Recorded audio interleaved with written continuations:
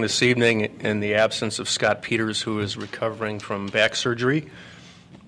He is doing very well, but nevertheless, he is not capable of appropriate mobile activity, nor is he in a cogent state of mind to make the kind of hard decisions that we have to make here this evening. So he's hopefully happily enjoying his painkillers. And maybe he would do a good job here. So I would like to call the meeting to order, seeing that we do have a quorum. Before we get started, we have a new member this evening, Patricia Ledemsa. Why don't you say it for all of us a few times? Patricia Ledesma. And could you tell us a little something about yourself, what you do, how you came to be here? Let's see. I'm an economist. I work at Northwestern University in the School of Management, in the Kellogg School of Management, as an assistant dean.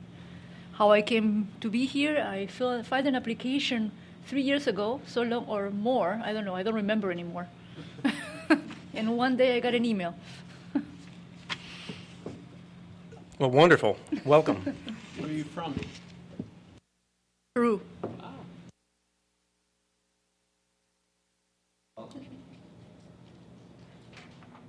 So we will be going through the agenda in its order. The zoning text amendment portion number 4 will be broken down into 3 parts.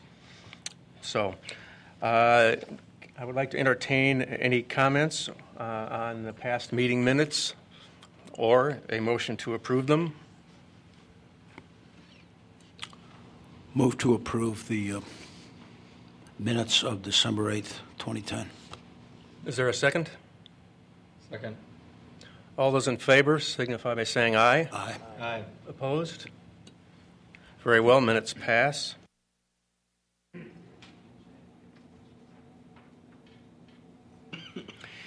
Item number 3 is a zoning text amendment that deals with the pawnbroker use. And for this, Dominic, could you take the microphone and get us going on it?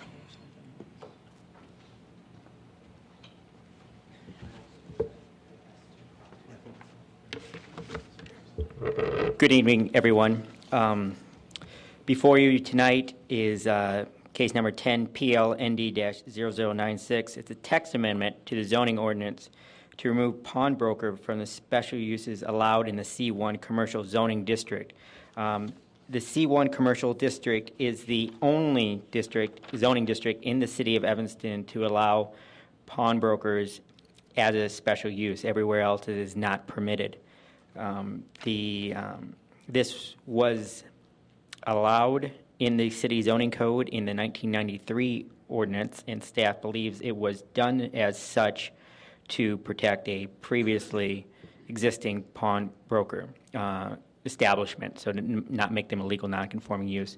The intent was always to not allow pawnbrokers throughout the city of Evanston. This was initiated by on the request by Alderman Rainey, and at the recommendation of the zoning committee of the Plan Commission in December, it was favorably recommended. Once again, to remove pawnbroker as an existing, as a potential special use in the C1 district. Through staff research and discussion through the zoning committee of the Plan Commission, we do not believe this will make any uses, any establishments legal non-conforming use. Staff is available for questions now. Questions, anyone? We have received no applications. So In years. In years, in 2 years, I've been handling this special uses for the Zoning Board of Appeals. I've not had that. But you do have a process if somebody does want to apply as a special use? Right now, it would be, if we were to remove this, somebody would have to come in, apply for a text amendment for the district they would like to see it established as a special use, then go to apply for the special use permit. So, similar to what happened with the micro distillery that recently occurred. I apologize, I wasn't here for the zoning meeting in December. What is the reason the city historically does not want pawnbrokers? Do you know? Offhand, can't speak to that. So, I guess from looking at the establishment in the 93 ordinance where it was limited to one and a specific definition of pawnbroker was established so that it wouldn't be able to be defined as a retail goods service or a retail service establishment, it seems there was a very significant intent to signify that out.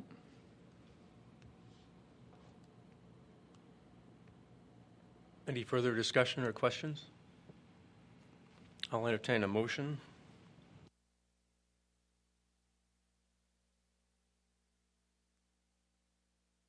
Motion to approve. Motion to approve. Second? Second. All those in favor signify by saying aye. Aye. Aye. Any opposed? Do you need standards on this? Must it comport with the standards for I'm a zoning change? not sure, but we have two members of the legal profession. Huh? Yep, 1 minute, please. Rich, you second the motion, is that correct?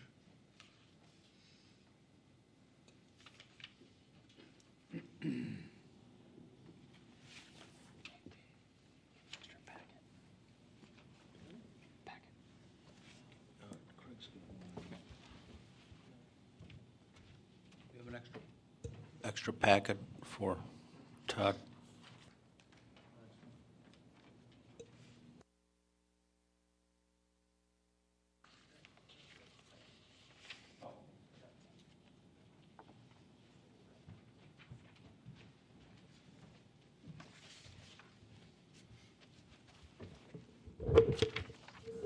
Pardon me. Evening, Ken Cox from the City's Law Department. In the interest of thoroughness, the members of the board could go through the standards for amendments, which are listed in 6345 of the zoning ordinance.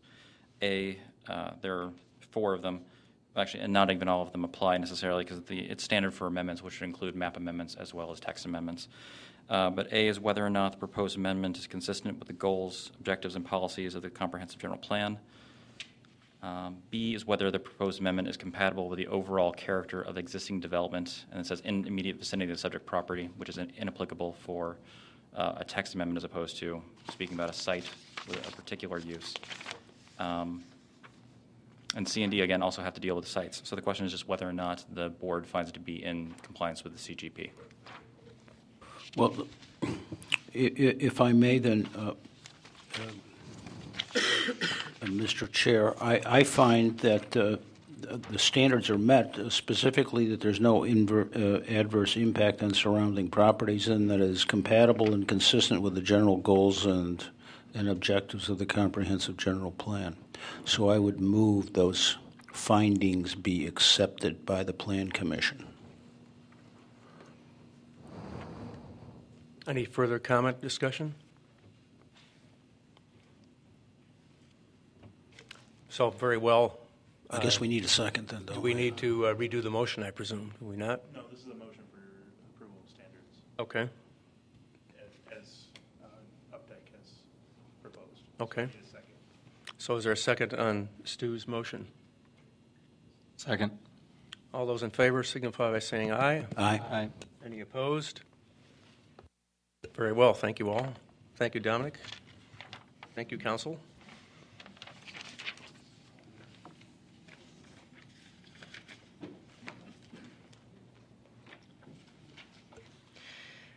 The next item on our agenda deals with a zoning text amendment.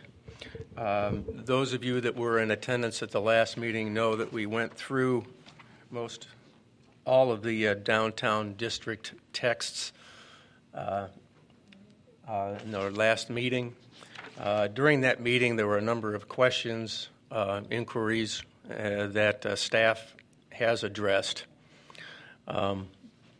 Probably the most significant question that was raised in regards to the text were bonus calculations afforded a developer for the developers providing funds to either assist the city in streetscape improvements, parks or recreation improvements, landmark preservation improvements, and what was the last one?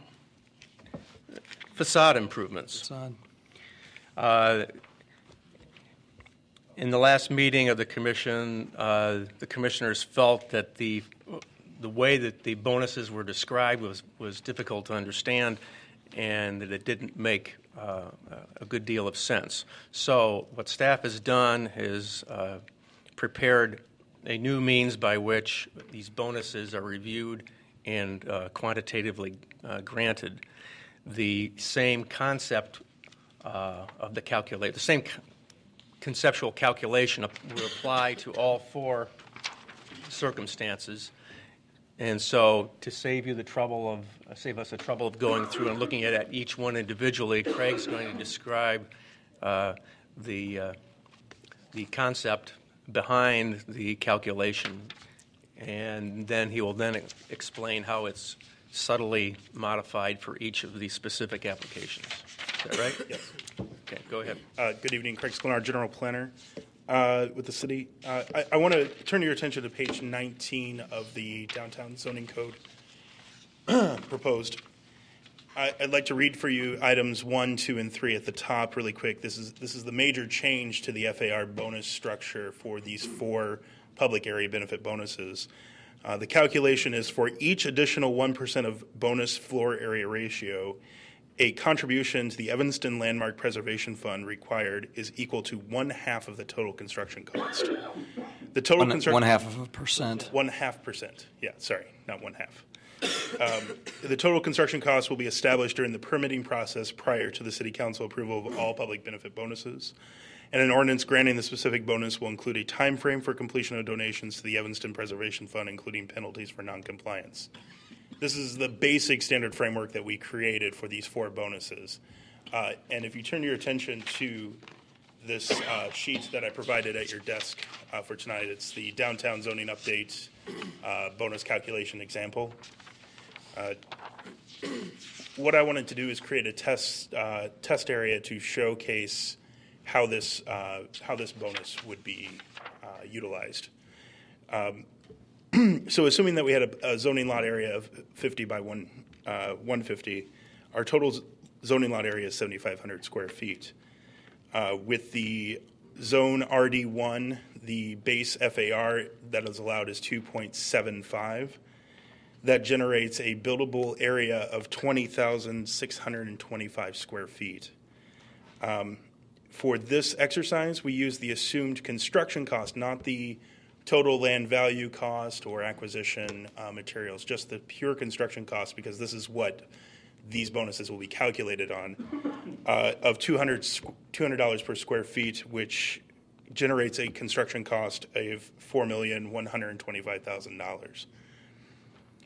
To understand what the bonus of this is, so the bonus is for 0.5% contribution of the construction cost, you net a 1% bonus of your FAR. That 0.5% of the construction cost is $20,625.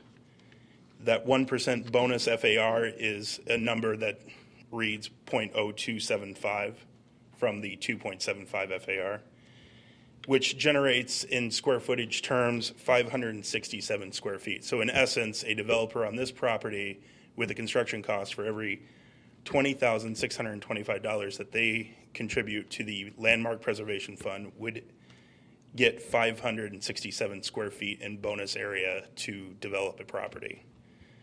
For this particular bonus, the Landmark Preservation is a cap of 10% bonus FAR, which is 5,670 square feet, or a total contribution of $206,250.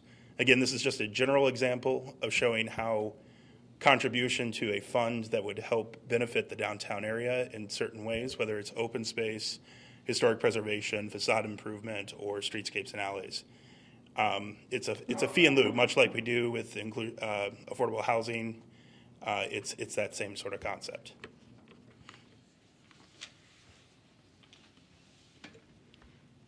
Questions? Stu? Actually, it's Todd.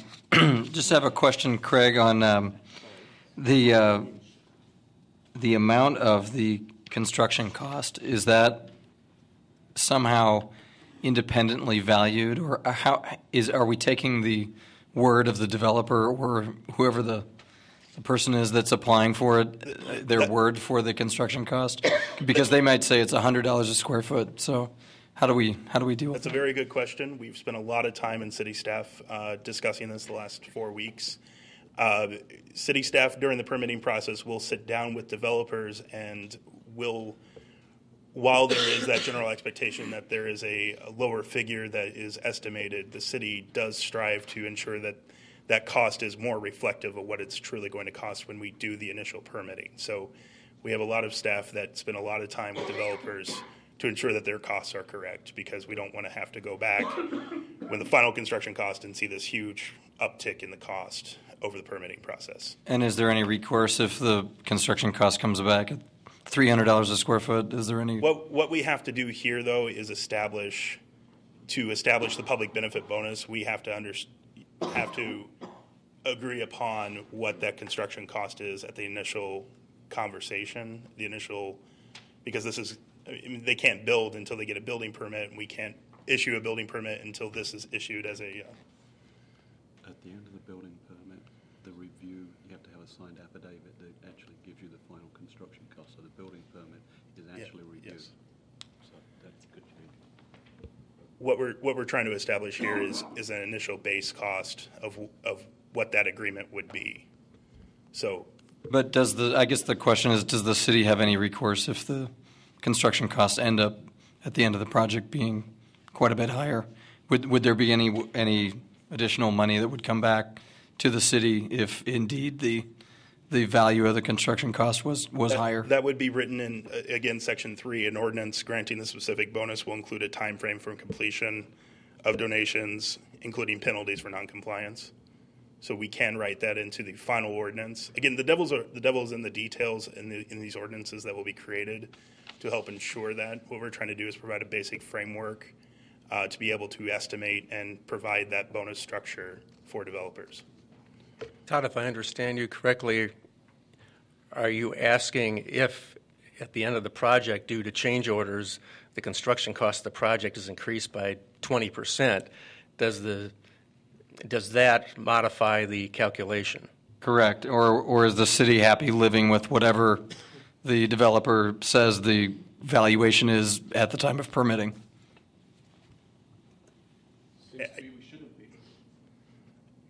I can't speak for the city itself, but that is something we can discuss and present back at the next Plan Commission. Seth? Okay, I know it's been explained to me. Would you please turn on your microphone so we can record? Thank you. Yeah, I know it's been explained to me once before, but I'm not an architect. What's the relationship of the FAR to the building height? So if they have a maximum 10% bonus on 5670, how does that relate to building height? The height will actually restrict the overall massing of the structure. The floor area ratio depends on how that building is situated on the property itself. So if we cut the building in half and double its height, it will be restricted by height over time, but the massing of that structure can change as well. What we're doing here is the height is absolute. So if our bonus height is 65 feet, how we control that is through FAR bonus, because they're only going to be able to build up so far based off of their floor area. But I think to answer your question, the setbacks for subsequent floors dictates the volume, the maximum volume that can be exercised. And then the FAR is applied into that boundary and then the height is whatever results from that, provided that it does not exceed. It can't exceed the. That's correct. Okay, that was Yeah. my question. Thank you that was a good answer. Thank you. Lenny? Yeah. Todd, if I understood your question correctly, was your question how does Evanston verify that the construction cost is accurate? Was that the general question? Well, construction costs they vary. And through the course of any construction, any contemplation, feasibility, planning, design, and subsequent construction of the project, the budget can vary quite a bit. So at the time of permitting, there's a concept of what that project will be, and it's quite likely in most cases that the ultimate finished product would be a different scenario. So if someone comes in and says, I'm going to use $200 a square foot for the building, and then through the course of the construction, it ends up being closer to $250 a square foot. My question was, does the city have any recourse in terms of increasing the actual benefit back to the city based on the final construction costs? And the way that I read this now is that what we're saying is that we're essentially taking at the time of permitting, whatever the assumed cost is, and we're living with that right now. And there would be no, as it's written, there would be no recourse later. I was just going to follow up on that. Is there any way that we could consider addressing having a percentage put in?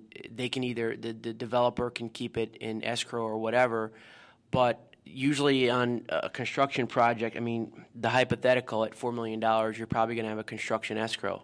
So you're going to have affidavits submitted to the lender who's providing the construction loan. And so, for example, if the project as permitted estimates $4,125,000, and then when the project is done, let's say it's $5,125,000, that's going to be reflective of the affidavits that are submitted to the bank or to the lender. And if we have some sort of a holdback where we don't necessarily, this is just a suggestion, where we don't hold the money back, but if it's in for example, a joint order escrow that the developer sets up, and in the event that we need to draw on it, then at least it's there versus us getting our proceeds up front, and then if the numbers are, say, for example, artificially low, it at least gives us some recourse, which is to the benefit of the developer as well as to the benefit of the city. Bottom line, it would be equitable. So that's why I just kind of wanted to understand the question. Yeah, you could also tie it to occupancy permits, pending a sort of final review or, right. True up process. Or that too. But yeah, good point. Kwesi? Yes, I've got a quick question here. Assuming that a developer comes to you and say, well, I want to do a 10-story and it's going to cost $5,000. I assume you have a process in your unit currently to be able to say, no, it's going to cost you more than that, right? Yeah, we have. You do estimations, your own estimations as to how much. That's part of the permitting process in our department. Okay. And if I recall, you also sit with the developer to basically come to a number that is more real than whatever is thrown at you. Right. I mean, this $200 isn't something that I pulled out. I spoke with Walter Hallen, our architect, and asked him, is this an average number that we use for estimation? And he agreed. It depends on the type of building. It obviously depends on level of amenities that they're putting in, the quality of finish, et cetera. But for this purposes here, I was just trying to provide you an example of how this could work. From what I'm hearing from you, it sounds like we need to go back and look at, are we okay with an initial set of estimation numbers versus final? Should we put in here a provision to back that up? Well, I'm thinking that if the estimation is good initially, then we know that if we are off, it's not going to be that great. And I think the number that he gave you for the 200 is good. It's a good number. So. And just to clarify, I'm not saying, my only thing is there a way that we could retain what we're supposed to retain based on the estimations, and then at the beginning, not wait till the end. But once it's all done, if there's a difference, then we potentially could have a mechanism for recovering that, and it's just a suggestion. Well, I'm wondering, Craig, in our discussions about this, we discussed that at the time that the permit is applied for, the client or the developer has contracts, he has bids back from subcontractors. So he has hard numbers. And this could require him to share his contracts and his costs with the city so that then perhaps an additional amount is then established, and maybe that's established as a minimum to be adjusted perhaps as required given any change orders that might occur as the building goes on, so that the city is guaranteed up front perhaps a minimum based upon certified numbers that have been presented, as well as having our own people review it and make sure that a $500,000 plumbing job hasn't been bid out and costed at $200,000. So there's a lot that can be done here. I think at this point we're just looking for a review and approval on the concept, and then the details can be handled, probably go back to the gentleman in the building department, Walter, and legal, and come back with some more specific language as to how these are all calculated, perhaps. Now we have some questions from the audience. Andrew? Good evening, all. Andrew McGonigal, 2526 Princeton. I met with Craig this afternoon, and we talked this through. And what was indicated in our discussion was that this was the initial pass-through, and the actual details would be worked out in the ordinance. But there's a couple of points that I would like to bring to your attention. Typically, the developer, when he's going for permission to build a building of this magnitude, has not actually secured construction bids. He's trying to get that approval before he's got to that point. So if you establish a mean value, and for argument's sake, say $200 per square foot, I think that's a reasonable point to start with. However, there are two stipulations that I would add to that. The current process in the city has, at the end of the project, a sworn statement, which is actually the final cost of construction, which then determines the final cost of the building permit. So the city and the developer are hooked in together. You don't get your occupancy permit final until you've paid up the difference between what your estimated construction cost is and your final construction cost. So what I would suggest is you need a method in which at the beginning of the project, where it goes before City Council for final approval, that in the regulations you establish a base. That money should be paid up front and held either in escrow or into a fund. Somewhere the developer needs to give that money up front to the city. The city needs to hold that money. Whether it does anything with it or not is another matter beyond, I think, this committee's blessing in the position right now. But that money has to be tied in inexplicably to the approval process. If at the end of the project, when the sworn statement is finalized, and it is either less or more, then there's a reckoning of the difference between the dollar per square foot that was agreed upon up front with the developer and the final amount that actually worked out to be.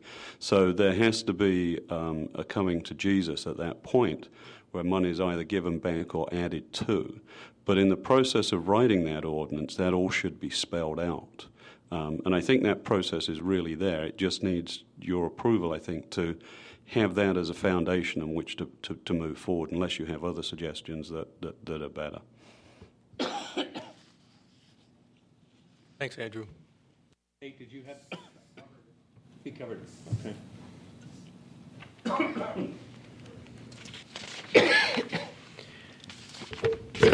Did you want to go, Craig, did you want to go into any, first off, I'm sorry, Todd, do you still want to speak?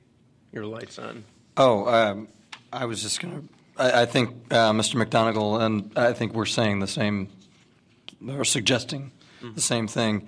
One thing I was going to comment on was how we arrived at the 1.5% of the construction cost, and do we feel that's an adequate incentive?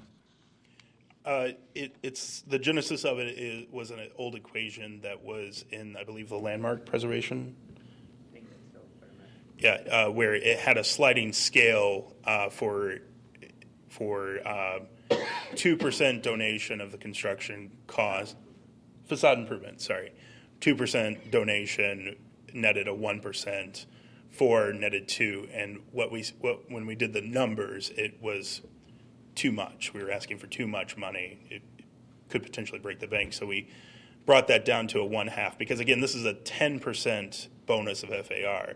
For somebody to get the full potential out of their bonus FAR, they're going to have to cobble together a couple of these public benefit bonuses. So we want to make sure that it errs on the side of reasonable asking on our part to ensure that we have enough money to facilitate the programs that we want to do with these funds, but at the same time allowing a developer to be able to pick and choose and to tailor their contribution to these programs based off of their needs for their development.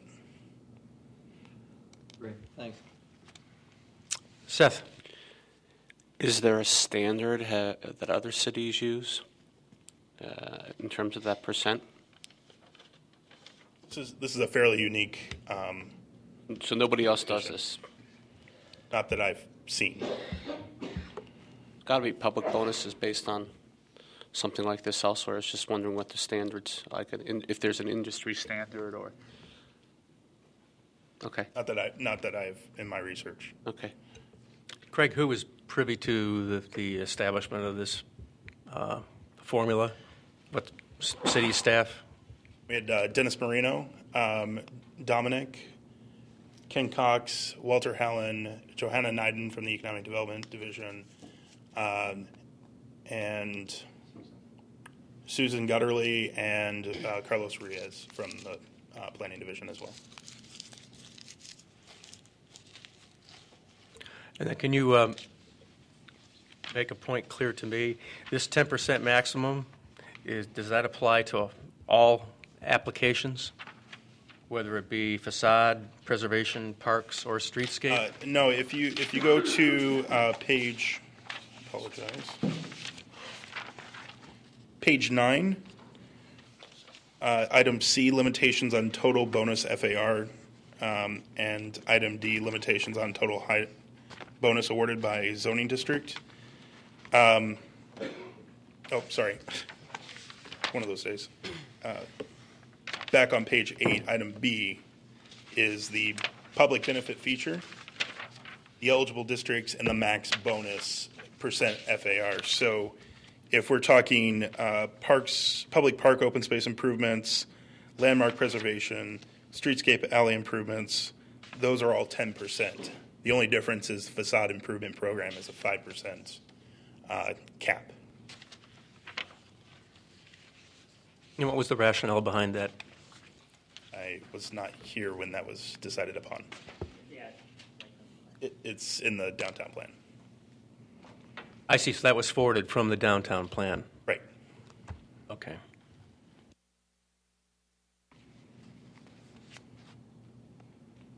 Are there any questions or comments, further questions or comments from either commissioners or those in the audience in regards to this approach to granting benefits? Okay, if not, then as the second phase of this item on our agenda, Dominic's going to go through the consecutive corrections, revisions, and changes that resulted from our previous meeting last month. Yes. You say that there is no standard, no industry standard to Seth's question. Does this mean that this public bonus is something unique to Evanston? The public bonus is not necessarily the calculation that we created. But what about in terms of a percentage of the construction cost? How do other cities compare? I have not seen in a public benefit bonus, from what my research that I've done on this, a calculation like this. I was, again, taking what was already put into the plan and augmenting it to better calibrate that calculation. So I can dive down a little bit deeper and see if there's anything else out there on this. If it's comparable as a percentage of construction to what other cities are doing, is it over the median, I mean, there's several factors too. Of we're a city that doesn't have impact fees for new construction cost, a fee to assess a new project to help with infrastructure or streetscapes or anything in that manner. So what would be interesting then is see the total fees to see how we're coming up. Okay. It's a comparison of total fees. I can do a fees. comparison. One comment is that on all the other benefits, they don't deal with the developer providing the city funds to do things. It's more of a calculation about what they're doing with their building, how they're designing their building, how they're configuring their building, that gives them the bonuses.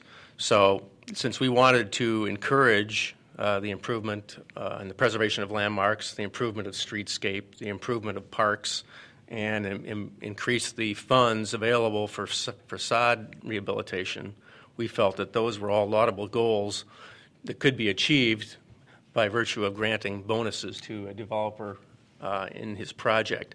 So I suspect that there's probably not a lot of cities that are going about that this way.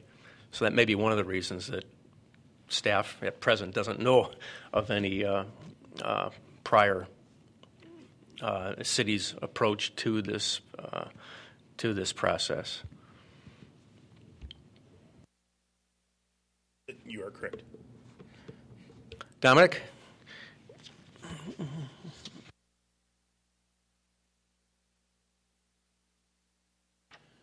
Good evening again. I'll be going over some of the corrections we made, and when I say some of it, I won't put forth through the committee where we changed language subtly from the to or that type of grammatical typos or corrections we made. I will deal with more of the substantial changes we made. Looking at your current version that was sent to you, if we go to page 5, 61118, development review A2.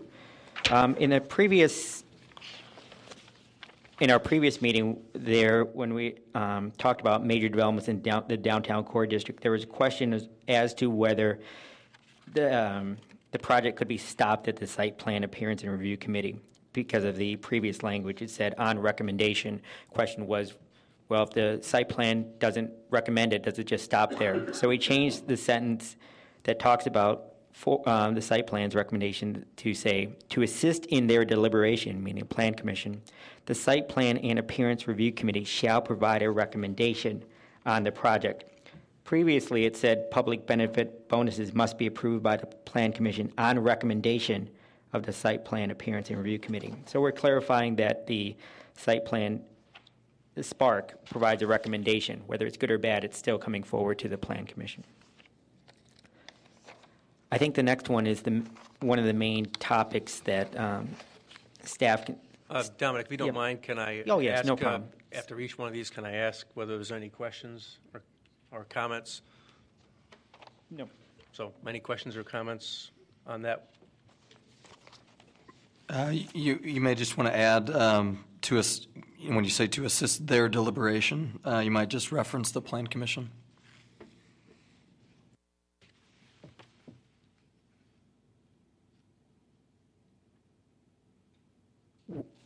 We will make that correction.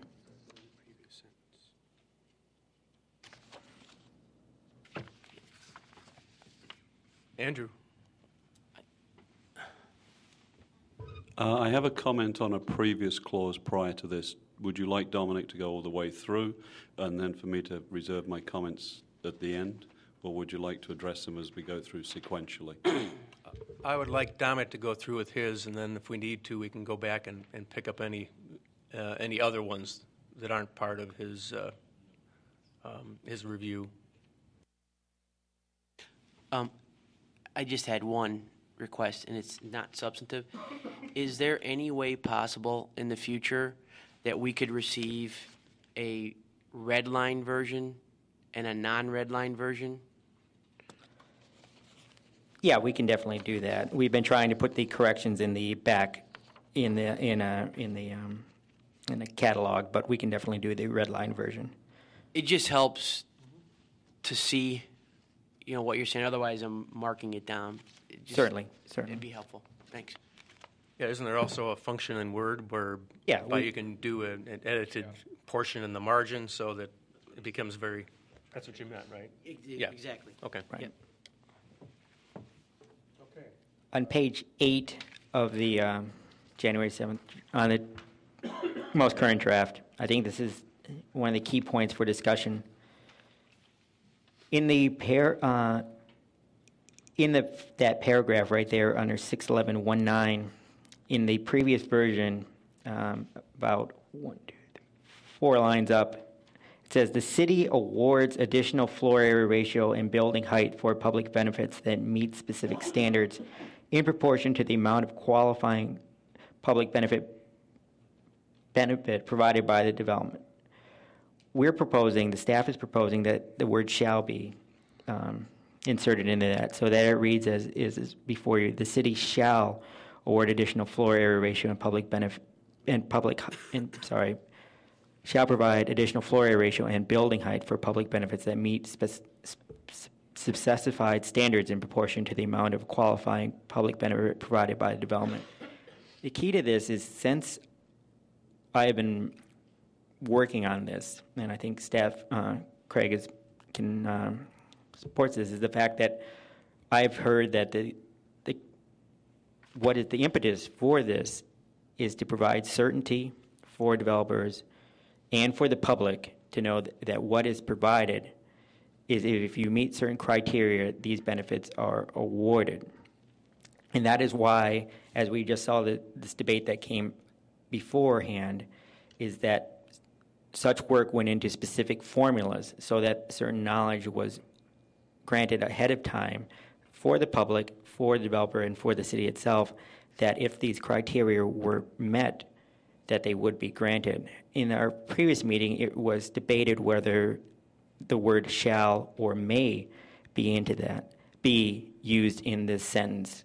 Staff felt that if it's the word may, well, it's just confusing. Why have such a specific formula with such specific standards, and then what is the rationale for discarding being able to meet those standards and all the work that has gone into that? That's why staff is putting forth this proposal that state the city shall award these benefits rather than the city may or the city awards.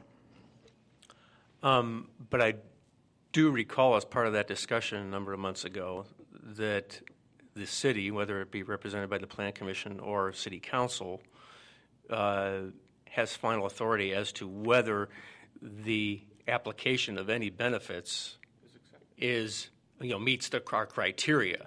Certainly. So there's a fundamental level of review and approval as to whether the benefit is appropriate or not. And once that is determined, then the shall. Right, certainly. And that's why we have these standards and this formula. Exactly. Okay. And so it's such that, if you've met all these if the project has met these standards and met this criteria, you shall go forward. Just like for major variances and special use, you cannot get a special use permit, you cannot get a major variance unless you've met these standards that go forward, and then it shall be granted. And part of those standards are approval for the bonus. So approval that we would like you to do this, so therefore you've met, correct? So it's not just that they do it and they get it. There is an approval process, right? I've got a problem with that. Okay. I have a problem, Seth, with your Well, that's what you just said. view of this. The the manner in which this is verbalized, I think needs to be very carefully done. My understanding is that if the developer comes forward and says, I'm going to take advantage of a certain benefit offered, and here's how I'm going to do it, then the city, as represented by the Plan Commission or SPARC or the City Council, assesses as to whether their approach is appropriate. Right, and if they say no, they have an option of coming back or with a different proposal, right? I don't know about. So if the city can still say no, it doesn't meet the standard. So if a builder says, I want to, I want the public park open space improvements with a 10% bonus, the city still has to say, this is what you have to do, or approve what you want to do to get that bonus, right? I mean, it's subjective here, right, for that. I mean, what is the open space improvement? Unless it's approved. I mean, can a builder say, this is what I'm going to do, it's an open space improvement, and so therefore I get the bonus? No, there's got to be some process that the city says, we want that improvement, right? Am I not making sense? Let me point out that the review process of this includes coming to plan, anything that with a public benefit bonus comes to Plan Commission. So there is that oversight they must present their public benefit, what they're doing and why they're doing it, and there will be a discussion component to that.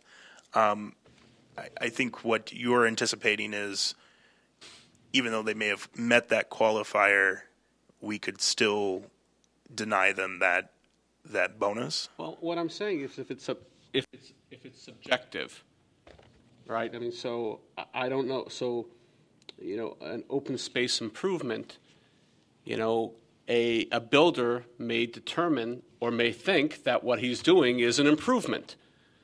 Is there anyone in the city to say, no, that's not an improvement, and therefore we won't grant you a bonus for doing that? That's what I'm saying. I think there's always two public benefits we come back to in this debate. One is the underground parking. Underground parking is pretty straightforward. Yeah. You meet that, go for it. Right. All right. I think one of the most subjective ones is the facade improvements. In fact, it's so subjective, that's one of the public benefits where the consultant said to be figured out later. And we've had a subcommittee from the Preservation Commission, and we've had staff now working on this. For example, if we're looking on page 23 of this draft, forced facade improvements, we're talking about various projects, and it says, number 2, false facades and other inappropriate additions must be removed when appropriate. So that's something that Plan Commission can very reasonably say, well, no, that's an inappropriate addition you haven't removed yet. And the developer can stand here and say, I don't think it's inappropriate. And there can be very reasonable disagreement on that. And I think for that's subjective. To say it's subjective, but yet we have a standard for the Plan Commission to reject this proposal for a public benefit bonus, because they can, and City Council to reject it because they say it does not meet that. So the shall is not, in this aspect, there is subjectivity, and that's what we lean on, your knowledge and your judgment, and you're going through these standards to see if that project meets it. Is it Mr. Cox? Yes, it is. Thank you. The differing opinions that are being expressed by the commissioners go directly to this point. I don't recall if it was the November-December meeting where it suddenly came to light that there seemed to be a split of opinion whether or not may or shall is the operative language. And ultimately, the point is the commission will have to vote its mind as to what to recommend to City Council for its final approval. While we speak about facade improvement as the most subjective, perhaps, of the public benefit bonuses, the best way to try and simplify the case is imagine if we're speaking about a developer who wants to make the financial contribution in lieu of actually providing the benefit itself. So essentially, we go through the analysis that Craig walked us through before.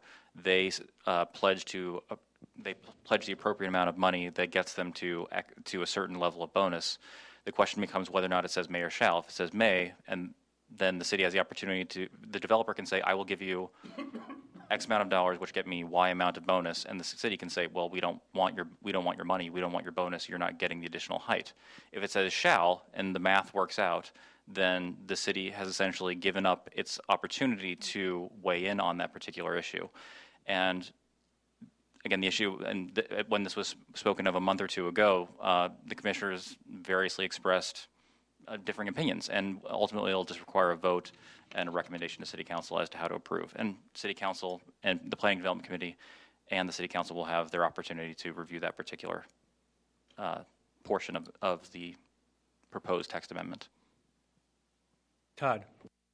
So if I understand the issue correctly, I think Mr. Cox just adequately outlined the issue.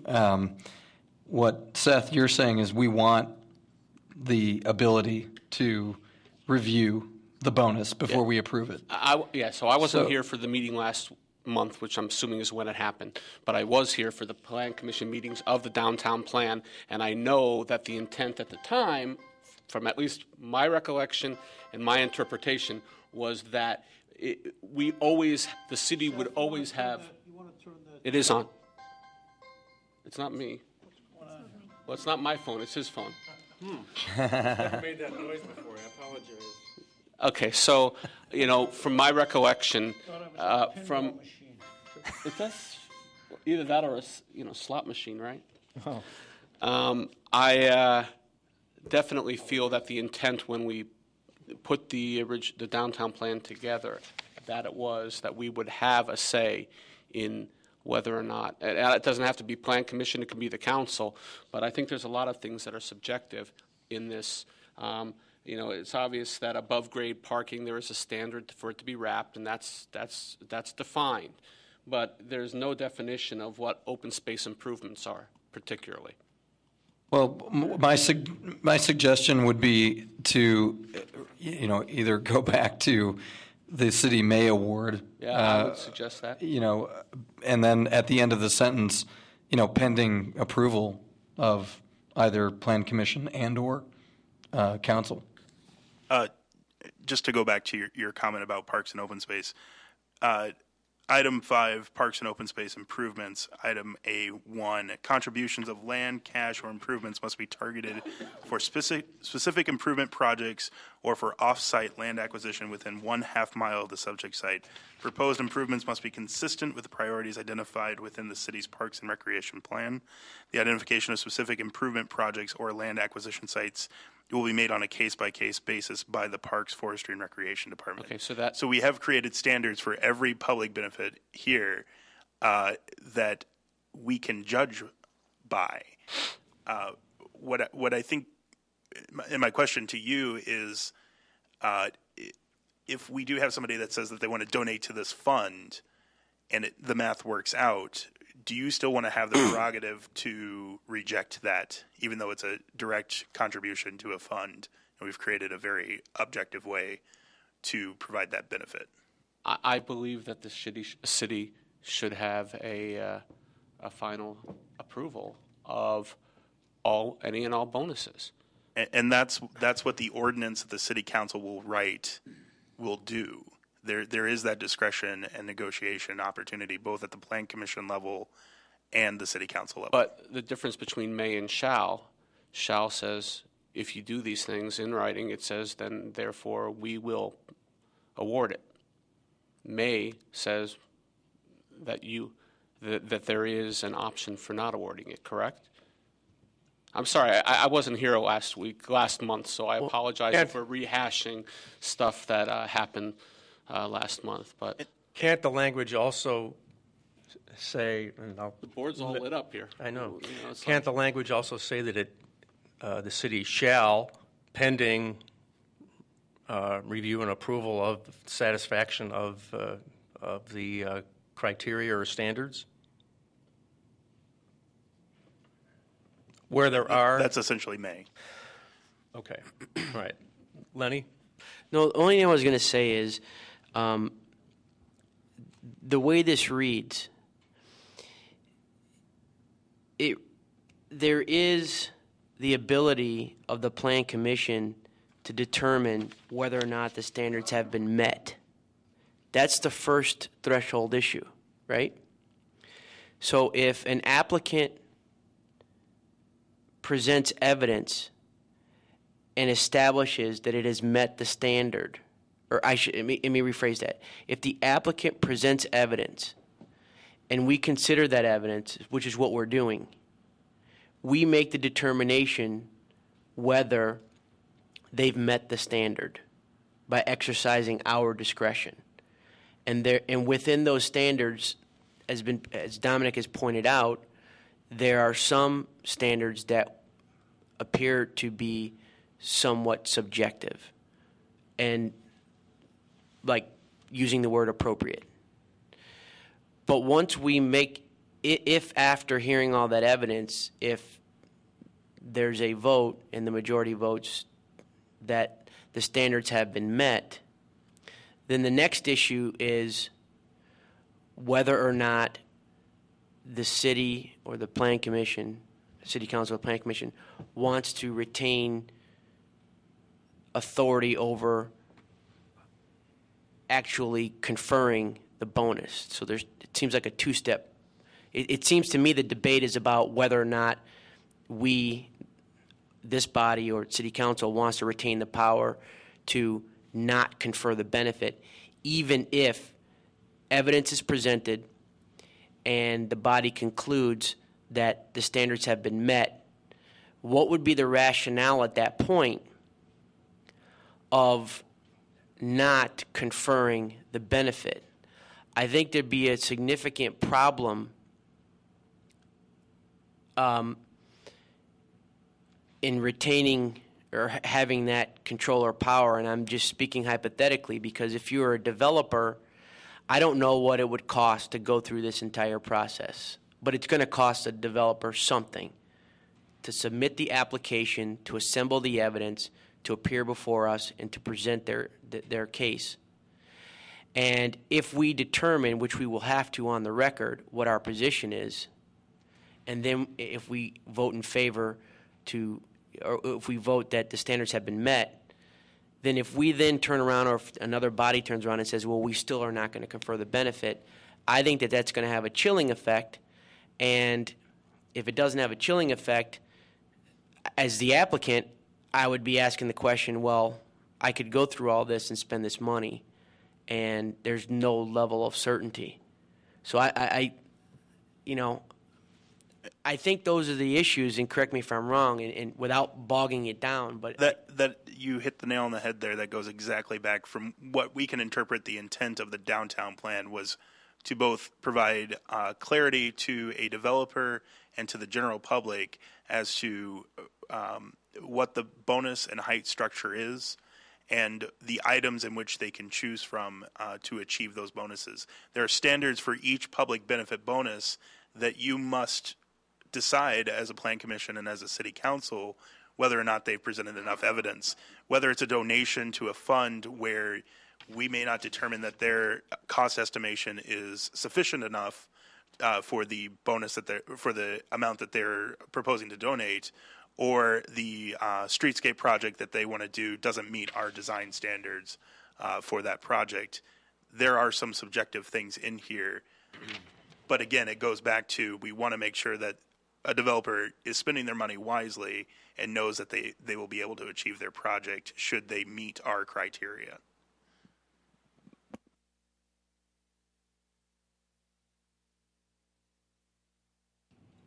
Kwesi, did you have your light on? Yeah, I do. I think when we last took this issue up, I think in November, we were concerned about two issues. One is to basically provide a clear path that the developer can actually follow. But I think the members also express their sentiments that we don't want to surrender our ability to basically say what you're proposing at this time the city of Evanston doesn't need or doesn't seem it's not in need of. So I guess shall for me is too strong, because shall says if you do 1, 2, 3, I'll give you this. And I think we ought to actually, I don't think the Plan Commission at this moment is ready to surrender that. And as it is written, it tells me that if you follow these steps, I will give you this. But in November, I think that's when we discussed this, we also talked about the needs of the city changes. Dominic, you were saying that if it's underground parking, none of us will have an issue. However, there may be a developer that says, well, I want to do affordable offices. Well, at that time, we may not have a need for it, and we ought to be able to say, well, all their office ought to be able to say, well, before you even get here, you ought to be able to tell them, well, the city is not in search of this now, so you can do 1, 2, 3, but you still won't get it, so come up with something better. That's the best argument yet. Stu? Yes, well, I disagree, Kwesi. I've been involved in this downtown plan for 5 years, and it has been my understanding, and indeed agreement from the outset, that if in fact the Plan Commission and ultimately the City Council determines that these standards have been met, then the city is not then free to deny those bonuses. The only obligation the Plan Commission has is to decide whether or not the standards for a bonus has been met.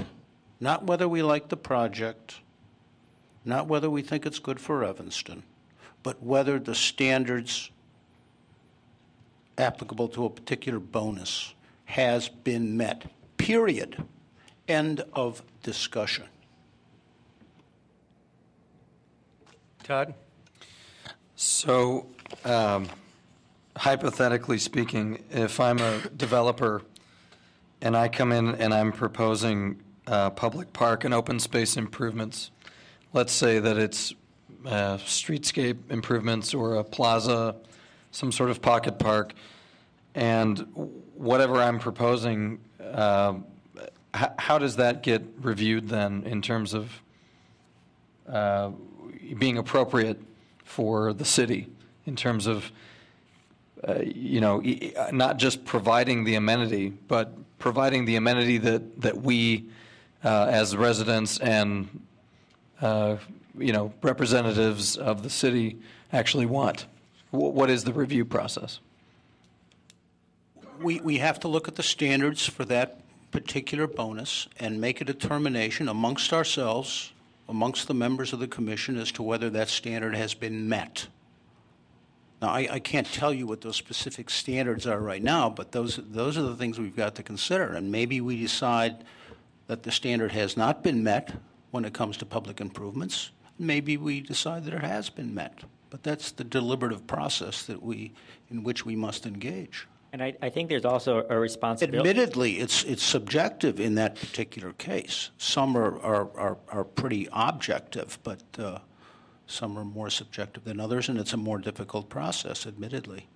And I think we've demonstrated that there is an amendment process to this, and I think that the staff and the city in general must take a proactive and be responsible in working to update this plan. If we do determine that there is a glut of office space, affordable office space downtown for some reason, a continued economic downturn, office space prices have fallen or not, then an amendment can be passed that would suspend public benefit for the affordable space for 2 years or so or whatnot. But it does count on our responsibility to be proactive and not wait for a project to come by and we go, oh goodness, what happened? I also want to add on to that we need to be reliant too on staff reports. So if it is a public park that's being proposed or a plaza, we need to engage the parks department to review the project, review the standards, because they're the ones that are going to be able to provide that opinion. Well, so the case in point then would be if we're looking at a property downtown, let's say, where the Fountain Square is, and somebody wants to renovate that building, and their proposal of the public benefit is to do tree grates and some benches on the street, Yet the city would prefer that we use the money to upgrade, the plaza. I guess I'm coming from the standpoint that we should allow some sort of flexibility in that review process, and I, saying that we shall award it given if they meet the standards. I don't have a problem with that from the legal standpoint, but I think that we should add to that there should be some review by the Plan Commission or City Council. That's my opinion. But there is review. You have to review the project for a public benefit bonus. It has to come to Plan Commission. It has to go to City Council for an ordinance writing. So and secondly, if there's a difference between donation of funds and construction of project. Those are two items that it's an either or component. So if they want to donate money to a streetscape or a public parks fund, the city will be administrating that fund. It's not they do not decide exactly what that money goes towards. So if we added to the end of this sentence, the city shall award additional FAR and building height for public benefits that meet specified standards in proportion to the amount of the qualifying benefit provided by the development, pending review and approval by either Plan Commission or City Council. Is that appropriate or not appropriate? Lenny? Thank you. It seems to me that the issue that is being discussed here or raised is whether the feature actually benefits the public. That seems to be the issue. Correct me if I'm wrong, because say, for example, if I understand it correctly, if the public benefit that the applicant is looking to rely on in order to get the bonus, let's say, for example, that particular feature, I think, Todd, that you mentioned, which is a great example, like the open space. What if we don't need it? What if it's really not a benefit to the public? Then... Well, and that's where the subjectivity comes in, I think. Some people love orange balconies on buildings and some people don't, right? Right. And the subjectivity is I think, and Seth, correct me if I'm wrong, is, we would like some level of review of what the benefit is before we approve it.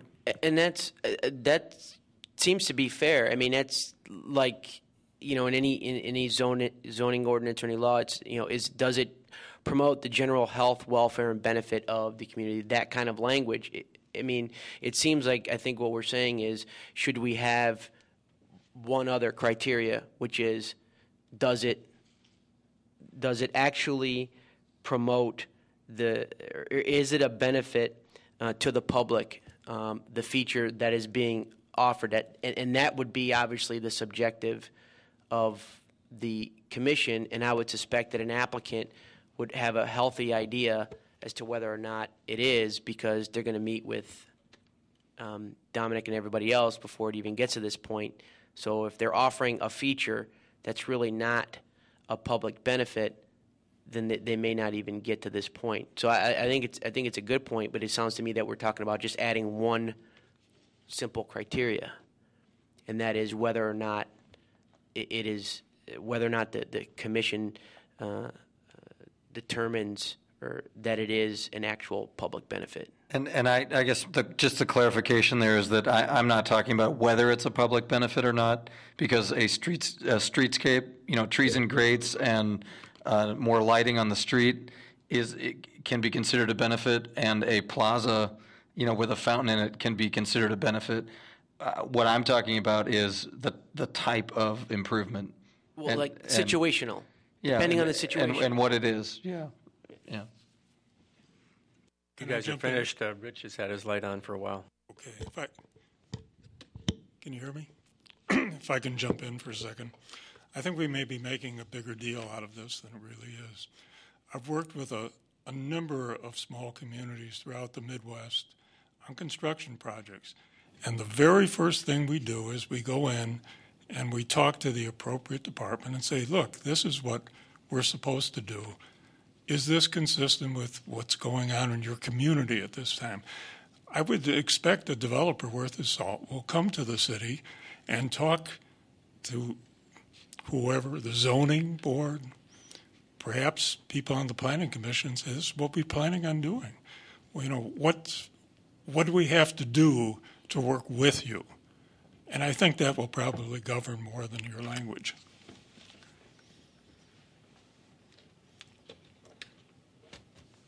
Seth?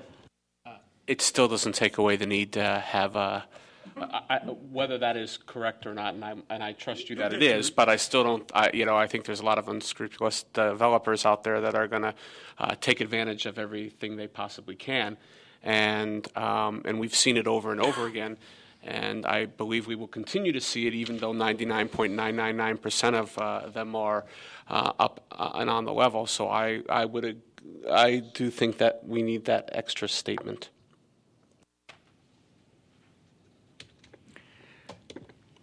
Can I ask staff to prepare for our next meeting those areas in the ordinance that you feel our comments tonight address? And I suppose that would mean looking at every benefit that's stipulated, reviewing the standards so that we can come back at the next meeting or the meeting thereafter and say, okay, for this benefit, these are the standards. And then if there's, for the 4 areas that we spent some time discussing tonight, where a developer either makes specific improvements or donates funds for the improvements of a park, a facade, a streetscape, or a landmark, I think it's quite obvious that there's a certain level of review that the city has to provide to make sure that these are all appropriate. But as Stu has stated, there are many other benefits which are pretty well written and pretty well described and mathematically determined, whereby there's very little subjectivity. Nevertheless, my mind says, suppose a developer comes in and wants to take benefit of wrapping the parking with either offices or residences on the 2 street sides of the building. And his design does that with the exception of 20 feet of one elevation. Then in my opinion, that doesn't meet the standard. So we can tell him, I'm sorry, you haven't covered the entire facade as is required, so you don't get it. I think, would it be appropriate also to come back to the next meeting to have 4 drafted option? I think, as council has stated, it is the Plan Commission's prerogative to vote something forward, and I think the opinions are all out there. We could come back with shall, we can come back with may, we can come back with the last clause added. But again, we're staff, so direction of Plan Commission. But I think, and I understand this is a very key point of the downtown plan, I think at some point we need just to stake in the heart it and move forward. Just to clarify your comment there, let's look at item 6, above grade parking concealed. Are we potentially not highlighting enough the we do you think we may need to pull those out a little bit more in how we present the text? Is that? I don't know, but my general feeling is that it's been so long since we have been familiar with the description of the benefits and the standards that need to be reviewed in order for the benefit to be awarded. And in addition, we've just had a lengthy discussion this evening of the 4 benefits, which do fall into a more subjective category. So my suggestion is that we review each benefit and the language that describes what's required to achieve that benefit. Right. So on that point, we say parking structures that are concealed from view of the street by floor space that can be utilized by an allowable primary use known as habitable floor space are eligible for floor area ratio bonuses, provided that they meet the following minimum standards. Right. The following minimum standards. And we list all of our minimum standards. So when an applicant comes in and says, I've done this, has it met all of those, has it met the minimum standards? And that's what we look to the Plan Commission and the City Council to determine. Are you asking me a question? Or are you What, making a what statement? I'm stating is that I think what I would like from Plan Commission is to review the standards once again and determine if they are sufficient enough, and we will do the same, if they are sufficient enough to allow you to be able to evaluate whether or not those standards have been met. That's essentially what I was suggesting we do. As to how we go about that, I was hopeful that maybe they could be those chapters or segments of chapters could be communicated to us for our review, either in a document. They're in here. They're right here. Fine. I mean, just whether it's you submit to each of the commissioners. Here are the benefits that you need to review. Craig's going to kill me on this. But would it be helpful if we had, as Craig has done with this FAR, this one-page FAR sheet, would it be helpful if we had an example for each one of these? If we came in with, no? I don't find it. I think we understand what they are.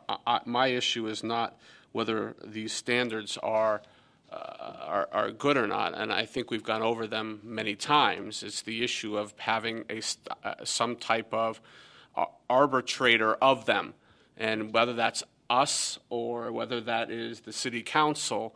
It needs to be stated that there is, some subjectiveness to this, and if we don't need parks, maybe there's something else the builder can do to get the bonus. But, so I don't have it. I think, Todd and Kwesi and Lenny, I think there's 4 of us here that I think are pretty much on that same page, is that there needs to be some language in here that addresses that. I don't think the 4 of us have issues with the standards themselves and how they're written. Do you? Yeah, I would agree. I don't. Yeah, I don't either. I think the main issue here is not the standards and how they're written. I think they're very well written. They've been reviewed a lot, and I think the idea of all of these as bonuses, the spirit of the bonus is well articulated. I think the only issue we're really discussing is the ability to be able to weigh in on whether the proposed benefit is a benefit that we want as a city. I think that's really my only issue here. That's my issue as well. Yeah. And Lenny, that's your issue as well, correct? Well, I don't have a particular concern because I think that the circumstances are going to dictate itself. I mean, I agree with, and I apologize for calling him Mr. Sure, but my wife knows him as Mr. Sure. I apologize. But I agree with him that certain dynamics will take hold independent of us on this body. Agree, yeah. I just... What I identify is that I understand that there's a desire to have that discretion, and I don't see anything wrong with that. It accomplishes the same objectives as far as I'm concerned, because I don't think that somebody is just going to, and when you look at these particular features, I don't think that they're the kinds of features that, can just be put in anywhere within our downtown district. I mean, so I think the circumstances are going to dictate a lot of things. So whether we maintain that discretion to decide whether or not it's a feature that's really a public benefit, or whether the market decides it, I think that that's going to get resolved. And I think for our purposes, I just want to have a clear and understandable procedure that's predictable for all of us and predictable for the applicants and the staff. So, Patricia, I'm sorry you had your light on for a while. And I think I'm echoing what Lenny just said. I think the issue is not the standards. I haven't read the standards and I wasn't here in the previous meetings, but the fundamental issue seems to be whether if you have this 10 equally weighted public benefits, if they meet the standards, we approve automatically, so it's just sort of a check, or if there is still an extra layer of discretion, even if you meet the standards and we don't want parking, we are free to say no. I know. I can see arguments for both. Who is to determine what we need the most in any area? It seems to be a little bit arbitrary. Let's see. Stu. I think it might be helpful to get Dennis Marino here because he was involved in this from day one. And we wanted to eliminate arbitrariness. So if what some of you are saying now, that even though the Plan Commission and the Council determines that standards have been met, they still reserve the right to say no, that has never been my understanding as to what the committee that worked on this for 3 years, nor the Plan Commission has said up until, recently, I would say November of 2010. It's to eliminate the arbitrariness and to give the contractor a very clear idea of what he is entitled to if he meets certain requirements. And Dennis would be here, except he's recovering from knee surgery. But I was in those meetings, and I know that the thing is, it's a public benefit. If we have no need for one of these benefits at the time of the applicant, then it is not a public benefit, so it should not be approved. And I think there's a whole lot of processes, as Rich has said, or Mr. Schur said, that at the beginning of the process, the builder will get together with the city to look through the bonuses and to see which ones the city is looking for. But it's still, you have to have a final yes or no. And I never recall in those meetings where we were talking about these benefits that it was, if you do this, you will be guaranteed that. I don't recall that, Stu. I go back to my point of the city will need to be proactive if one of these benefits has expired. We saw an example tonight with pawnbrokers. We don't have pawnbrokers coming in the city, but it was the proactive to remove it from as a special use in the C1 so that it doesn't exist throughout the city, so that we don't have applications coming in and they're like, well, we should have removed this. I think if we have the facade improvement fund that is overflowing and every facade in downtown Evanston has been improved, that may be something that I think it's the responsibility of staff, Plan Commission, and the city in general to say, all right, let's suspend that public benefit. But that's just my initial thoughts. Kwesi? Well, I guess the earlier, my remarks I think were a bit misconstrued. All I'm saying is this. The needs of the city change. Mm-hmm. And we ought to be able, if not the Planning Commission, the city at least ought to be able to basically say, listen, we don't need, there was a glut in affordable office space, so why don't you head this way? This is what we're looking for. And I don't think that's difficult to ask. Nor do I think if you say, we may grant you this, I don't think that will also deter development. As a developer, before I come to you, I already done my math, and I know that the 25% that you're giving me is going to get me to this project. So if you tell me to shift to underground parking, that's what I'm going to do if my numbers work. But what I'm hearing here is this: that discretion it's important to have that discretion. If it's not a planning commission, the city must have it. Todd, did you have a comment? Patricia? Yeah, I had a couple of comments. One, when you discuss what is listed already as a public benefit, it might not be a public benefit in a given moment. Maybe the way to get around it. First, public benefit is almost in the eye of the beholder. So I would say, for me, in particular, parking is never a public benefit. Cars in general are not a public benefit. They are not sustainable. They are not environmentally friendly. So. But if the town of if the city of Evanston decides that this is a public benefit, I'm willing to go along with it. Now, discretion is good, but it also is hard for developers or anyone coming to build into the city to just spin their wheels. So some of it might be not a problem, as Lenny and Kwesi say. If they're talking to officials of the city, the officials can give some indication. And I don't know if this is possible, but we have different zones in the city. Perhaps the city could proactively say, this is what we need more in this area. So as a developer, even without talking to someone in the city, I could have an indication of where this is going and do some numbers before approaching the city. But what I think is undesirable would be to have a situation in which someone presents a project, which involves, I'm assuming, some costing and architect work, and then we say, well, no, it's really a public benefit, but not here. We don't want it here. I think that it's too noisy. But Patricia, I don't think it ever gets there to that point. I mean, a developer is going to come and talk to the city before it's going to go spend the kind of money to do a study into the costs and everything. They're not going to do that. There's discussions with.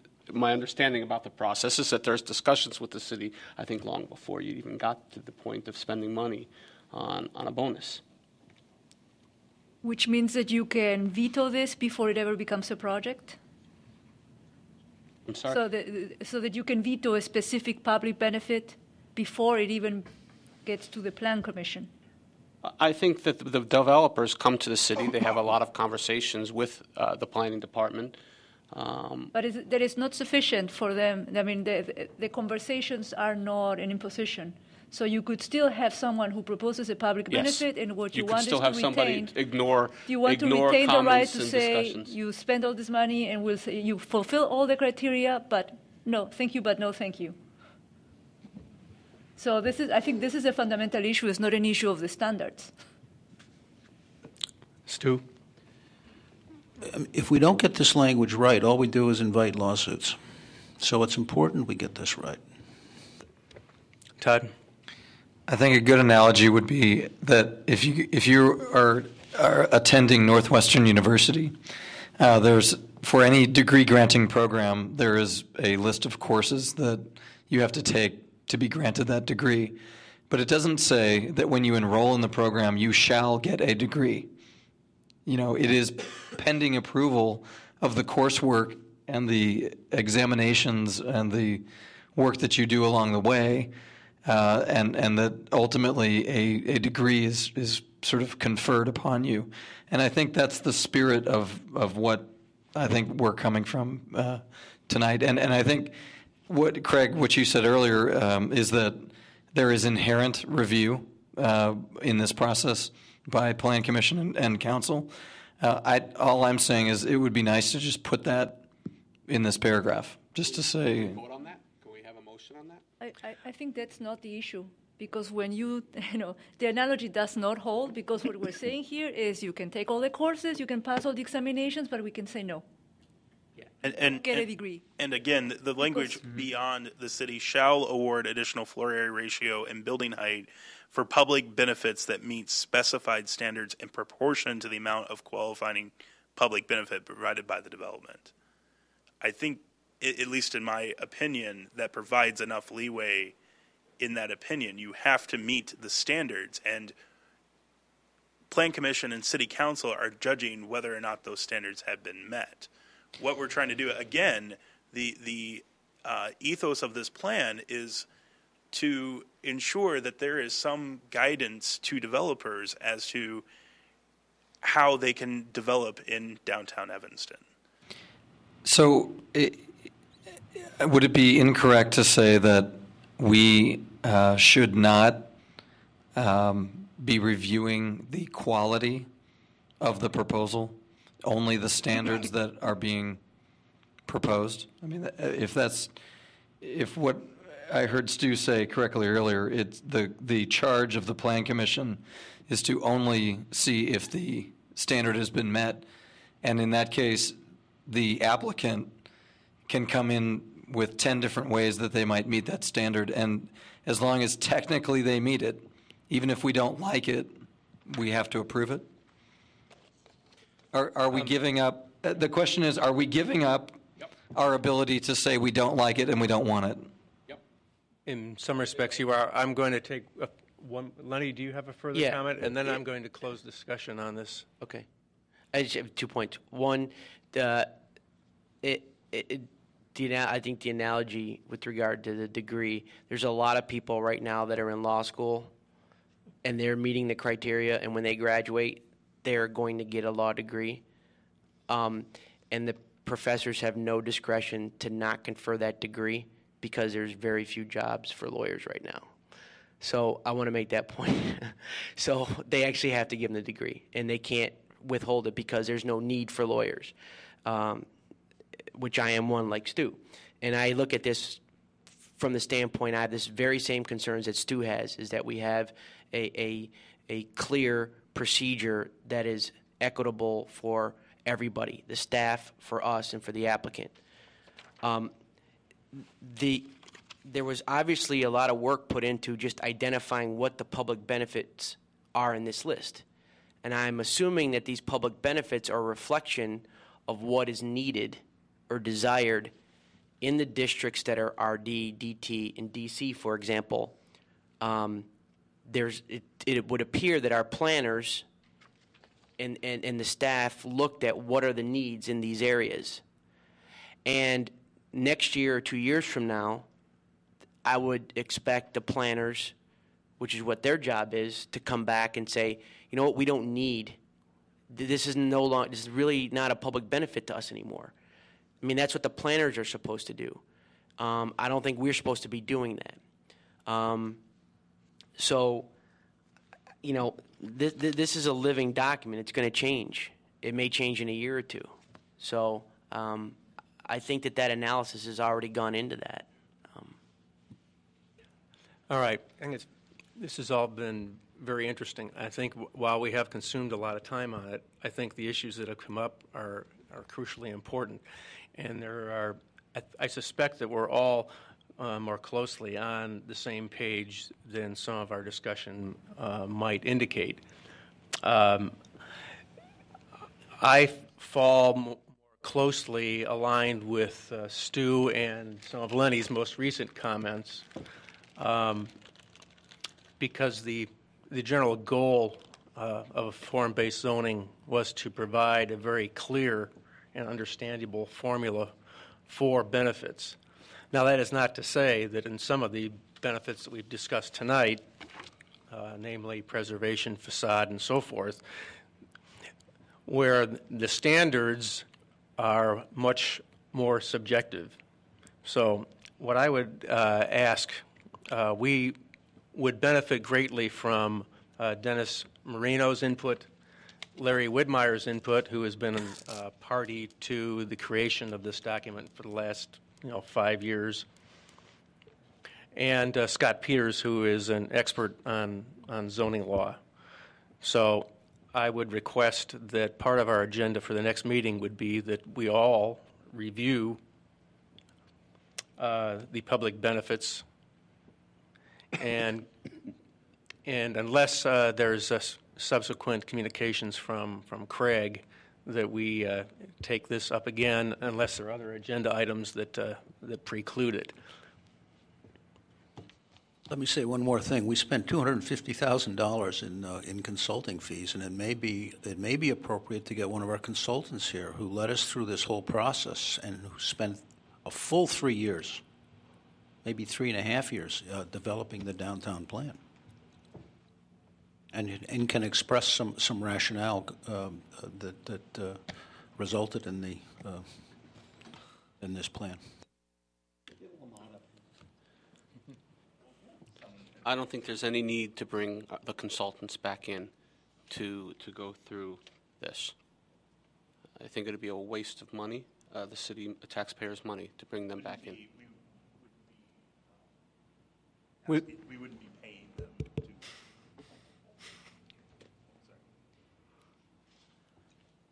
What I think Stu was asking was seeing if they would donate their time to come up and provide some insight, not contracting with them to provide more consultancy on this project. Yes, that's my point. Okay, very well. I would like for us to take a brief recess at this time, and then I want to speak with you, Dominic, so we can get an idea as to the quantity of items yet to be reviewed. Only 4? Yeah. Really? 4 more? Yeah. And this document. Yeah, in that document. Wonderful. Okay, well, let's continue then. Well, I think, does anyone else still need a break? Well, I would just soon take the break then after we conclude with the text portion of this. Okay. And again, I'm just covering the substantial ones. I don't think there'll be a substantial prompting discussion as what we just discussed. On page 10, Roman numeral 3. Talk on what you're talking about. About this Before, subject, yeah. this subject matter. Yeah. Commissioner Galloway? Andrew, if this relates to stuff that you've talked to them about before? No, it relates to what you have spent the last 45 minutes talking about. And it's a very simple suggestion. Very well. Thank you for your indulgence. The subjectivity is something that we've all worried about for a great deal. And it was trying to find a way forward that would appease everybody and everybody have a set route. In historic preservation right now, they too suffer from the subjectivity issue. They too have a set of standards. The Commission has the standards written out in front of them, and when a proposal comes before them, they have those standards clearly defined in front of them, and they make all of their discussion points as they go through the review process, and then they vote on those standards, whether those standards have been met or whether those standards have not been met. My recommendation would be to you gentlemen and ladies of the Commission would be that you follow a similar process in your review so that the standards that are already dictated and laid out in the document become your review process.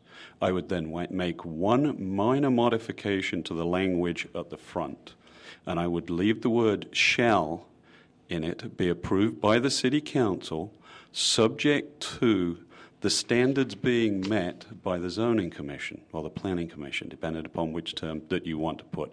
That gives you the flexibility of having reviewed all of the standards and making the determination positively or negatively. It is on public record as to how many are for, how many are against, whether you met the standard or whether you didn't meet the standard. By reviewing the criteria, that standard is laid down. It is open to every developer. There are, as we pointed out, that every 2 or 3 years the planners come back and make their determinations as to which standards are available in which areas. That work is already done for you. It's taken away from you the subjectivity. The only thing that you have to do is review the standards as a commission as part of your review process. Once you've done that, it's finished. Already in the document is a review process that if the developer takes umbrage and that the city rejects, they have a review process through the county court to come back and attack the city in that manner. That process is already laid out in the document. You have the foundation, and I would suggest that may be a way forward which alleviates all of the concerns that have been raised from all sides of the table. Thank you, Andrew. I don't understand how that alleviates the concerns of all sides. I'm sorry, I'm closing discussion on this right now, or we'll not get anything else done this evening. So, Could you get us a memo on that? I'm serious. For next meeting, give the staff a memo on exactly what because you covered a lot of ground.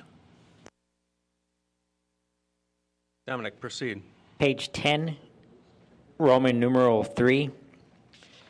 we're talking, and this is talking about one of the underground parking and loading benefit. The question posed by the Plan Commission was it talks about this, an entrance and exit to a parking garage or loading dock is to be located off an alley when determined feasible by the city engineer. Question was, how is the city engineer determining that? Spoke to the city engineering staff, and they use various standards, and that's why we have now, it says, when determined feasible by the city engineer per the Public Works Department's policies, guidelines, and regulations as updated. That is an official document which they use, so we have it in there. So a clarification of the standard. Correct. Page 11. Any comments or questions on that item? Page 11, this is a whole building sustainability. On page 11, 2A, Roman numeral 2. The first sentence says, a letter of credit or other city-approved financial guarantee. In the last sentence, we just had letter of credit, so we just updated that.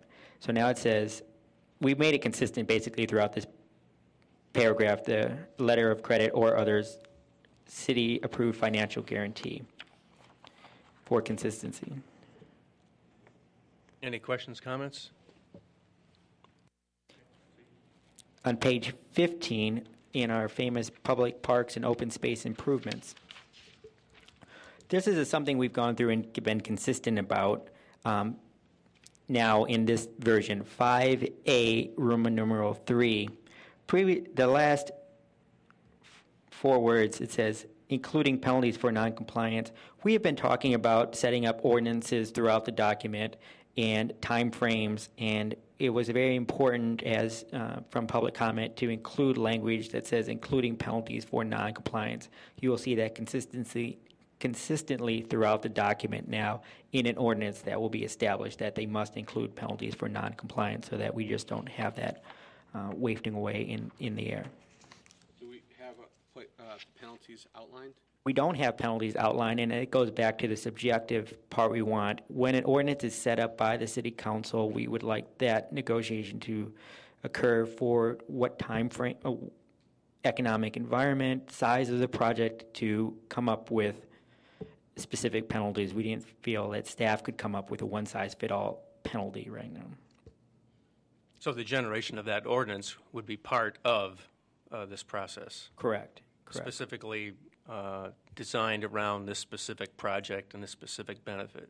Correct. We've seen in existing existing plan unit developments, we've seen amendments passed in this economic environment that have extended plan unit developments for a year for construction to occur, and even 2 years. So that differs in a sense by the economic environment, and I think that we should maintain flexibility for city council. That was the staff's opinion.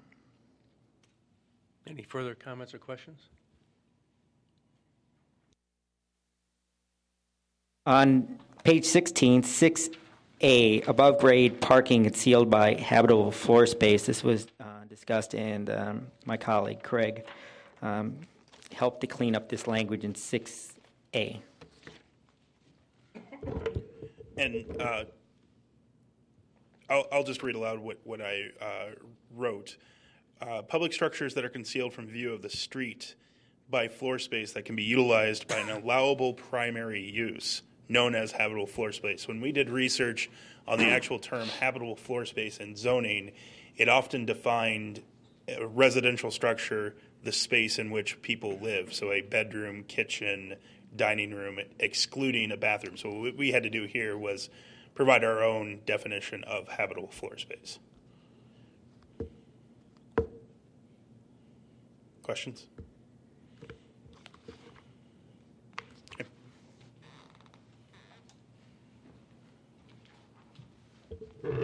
I feel like I'm now an MC, but I think these people that I'm going to reference are the best people to speak about this.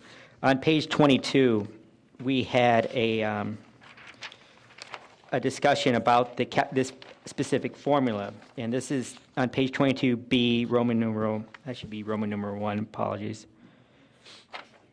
It's for public plazas. The formula previously stated it had a times 1.0, and we were discussing why would we have something that multiplies by 1, and through staff discussion we discovered why that was, and I'm going to turn it over to Council Ken Cox. Thanks. Commissioner and now Chair Peters, I think, is the one who brought this up, and staff discussed it then later at length. And it basically came down to whether or not this reads bonus FAR or total FAR. If it was total FAR, it would be the FAR that is as of right plus the bonus that the applicant would qualify for. So you would add 1.0. So you would end up with, say, 1.1 FAR or 110% FAR. Since it reads bonus FAR, it doesn't require that additional 1. So you already have your base, which is the 1.0, plus the bonus that's earned through offering the public benefits. So hopefully that clears that up. The 1.0 was redundant in that context then, and that's why it was removed. Well, multiplying by 1 is always redundant. Whether or not we added it just depended upon whether we said bonus or total FAR. And as far as the substantive edits that we talked about last time, that concludes. I think we talked about the formulas, the shall, the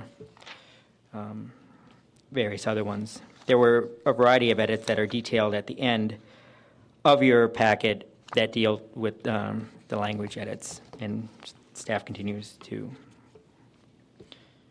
be available for questions. Thank you.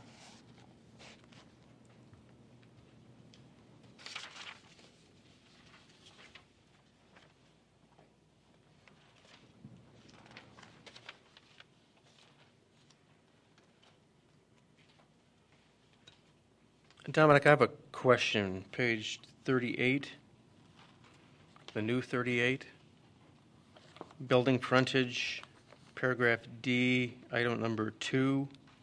Didn't we change the language there slightly? Item 2, entrances? Yeah, entrances.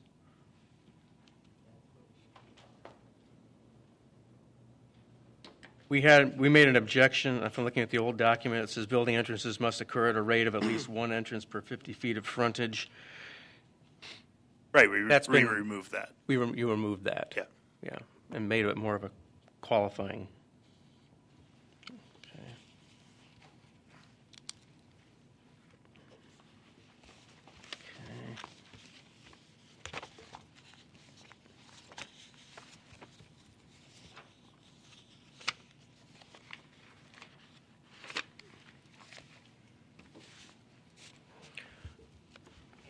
Our next draft will have the red line version of it. I think it works now. If we were going on our 5th version with red lines, it would be a little difficult to read, but from now it will work.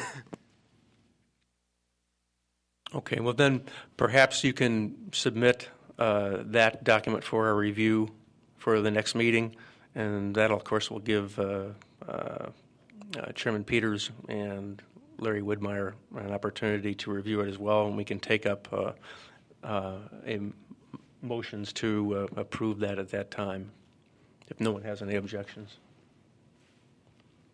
Okay.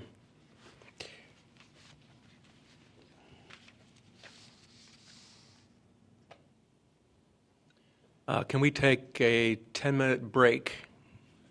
Be back here at, well, let's say 5 after 9? Okay, thank you all.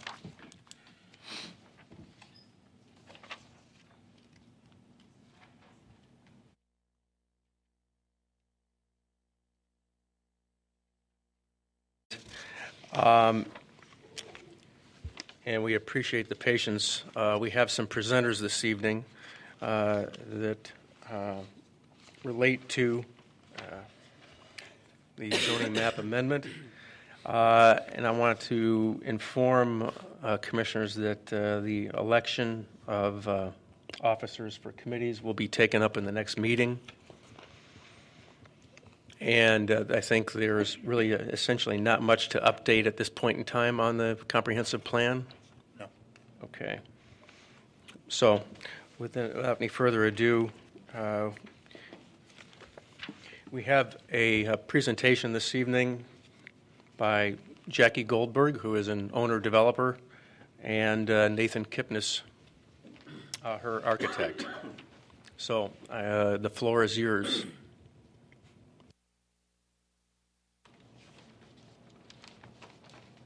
Good evening.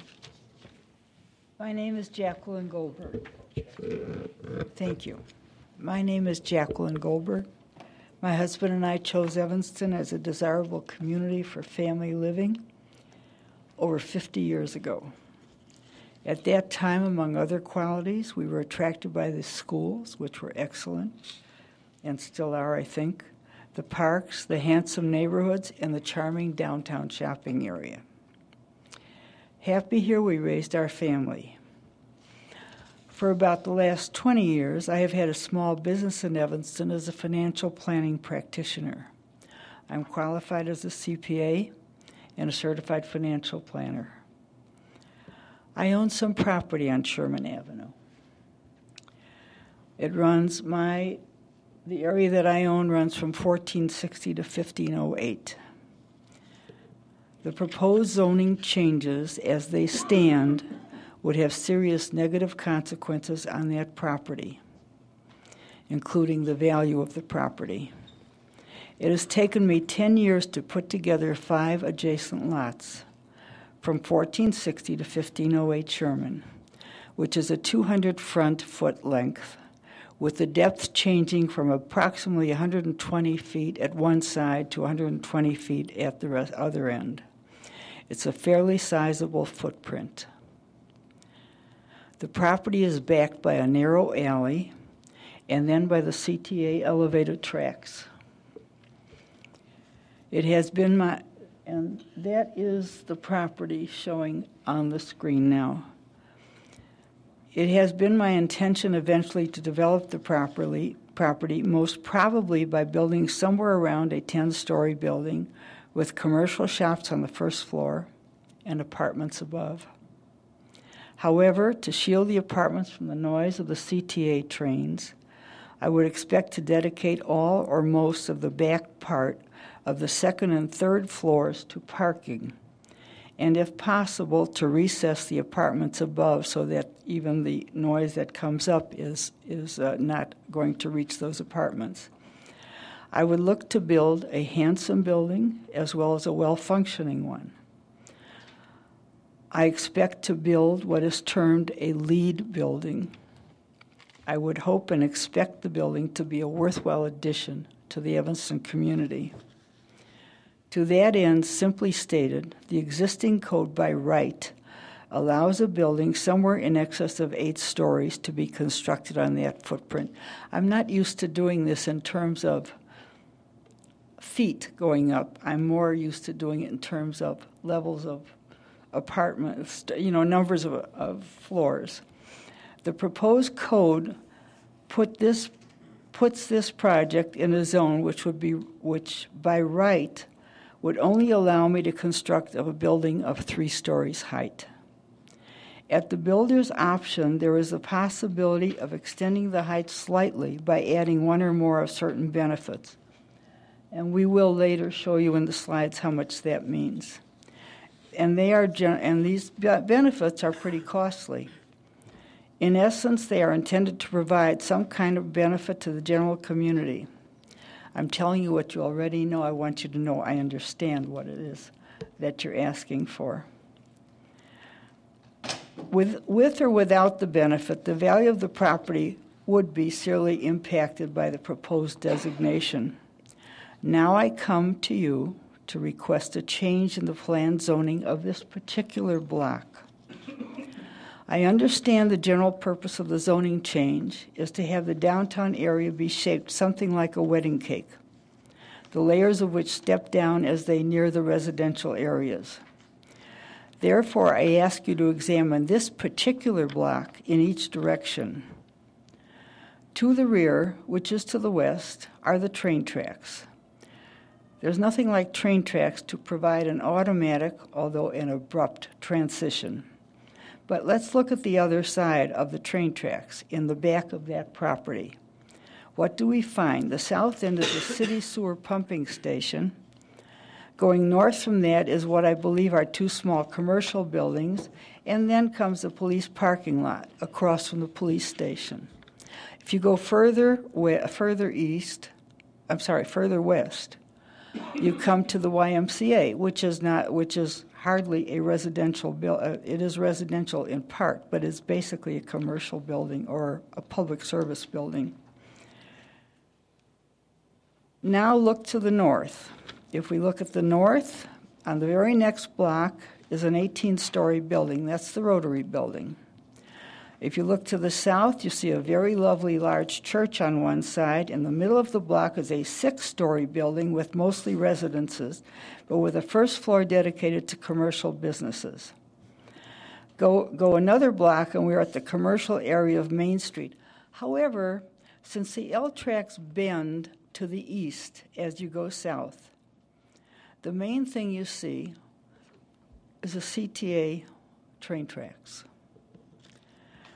If we look directly across the street from that property on Sherman, there's a 13-story hotel with a 14-story penthouse. In the distance, a block away, you can see the tops of some residential buildings, but they're like 6 to 8 stories high. Among all of these buildings, there are some 2- and 3-story buildings. However, they are almost all commercial buildings, not residential ones. My property is in the middle of a commercial building neighborhood. Many of these are much taller than I can possibly build with the proposed zoning. I would suggest that to follow the wedding cake idea, the Sherman Avenue property could even be zoned DC2, although I have no intention of building as high as that would allow.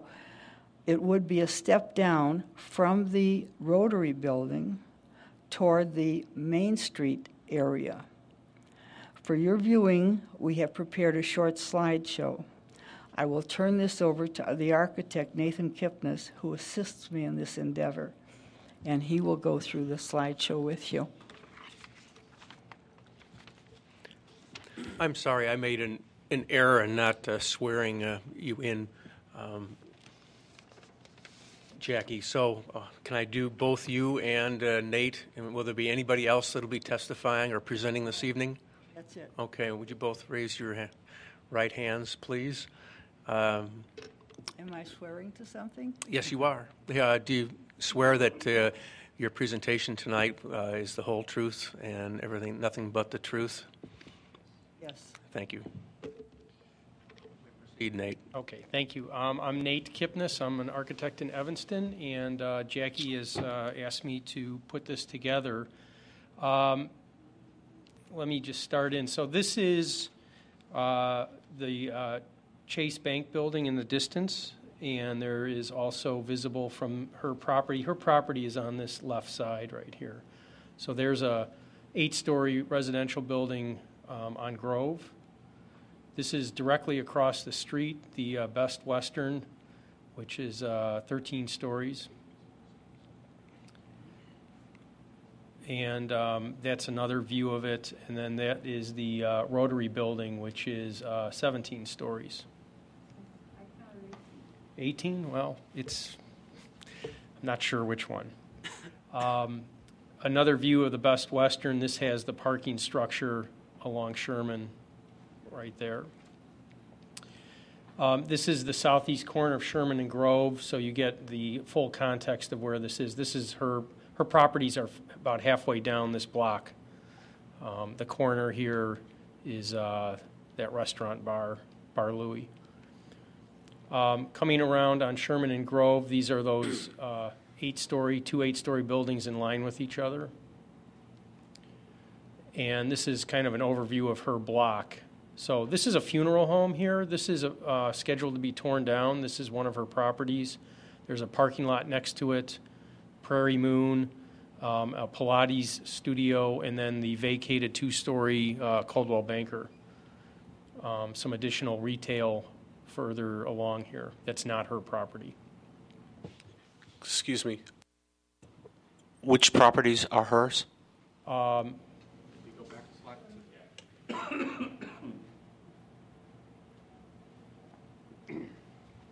The funeral home, which is next to Nevins, but not including Nevins. The parking lot, Prairie Moon, the Pilates studio, and then there's a two-story building right here, which was the Coldwell Banker office or realty. So that's the limit right there. So it's approximately half that block. That's looking back the other direction. So here's the funeral home and the parking, and then there's Prairie Moon right there. You can see the Rotary building in the adjacent view. And then stepping back, that's the corner, and that shows Nevins. And then there's the L tracks right here. The church at Sherman and Lake, a 6-story building. Next to it, that's the newer Rozak building, maybe 10 years old now. I'm not sure. That's a different view coming down if you're at Sherman and Greenwood.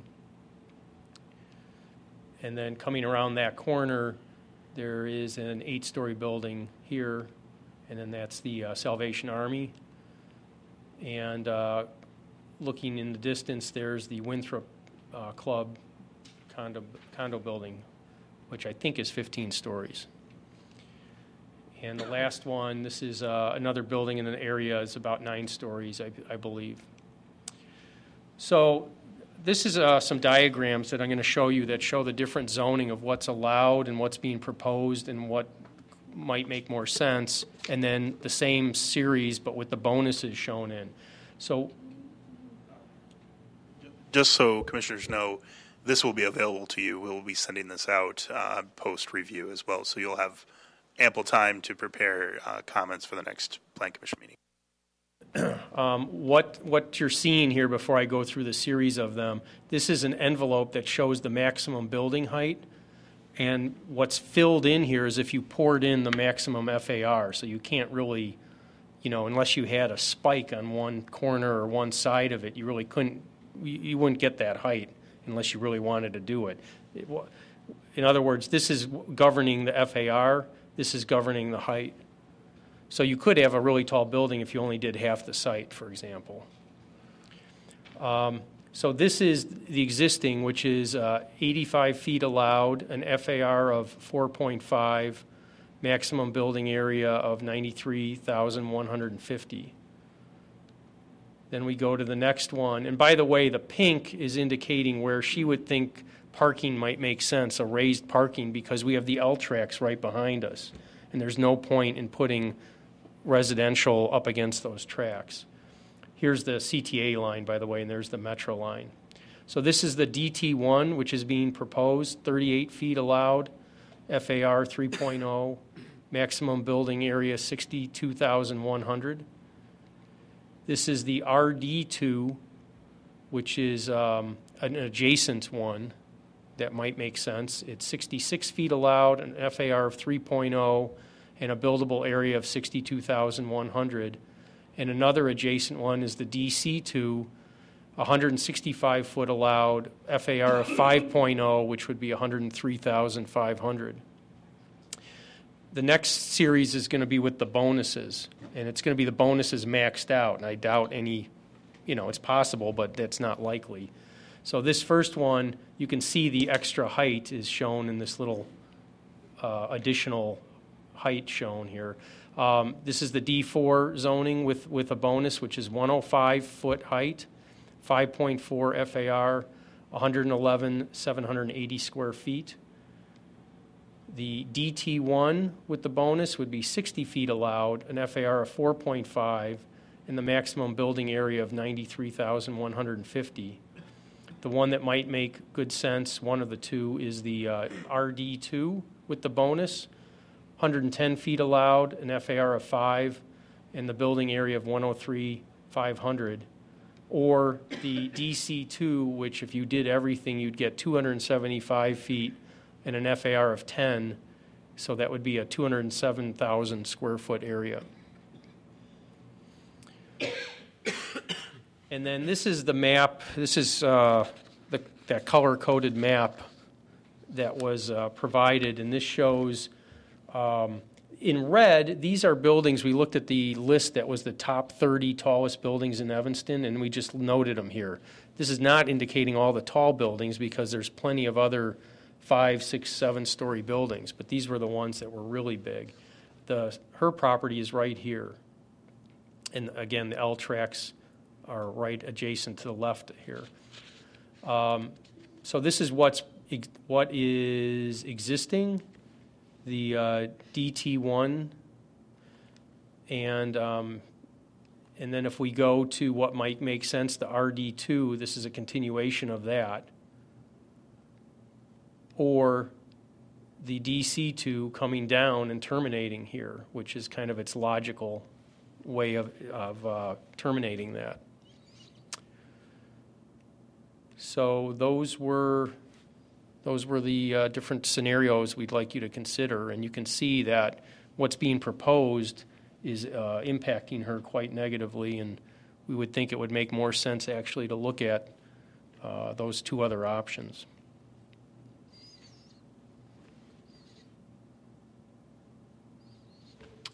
And Nate, can you describe the type of development that is proposed? Or well, I'll let Jackie explain it, but I don't think she's got anything pinned down. But I think it's, over time she's been working on this, and then to have this reduced doesn't really make sense. I would imagine it's a mixed-use building? It would be a mixed use, commercial on the first floor. Possibly if there's room allowing for the parking at the front, there could be a couple of offices up in the front.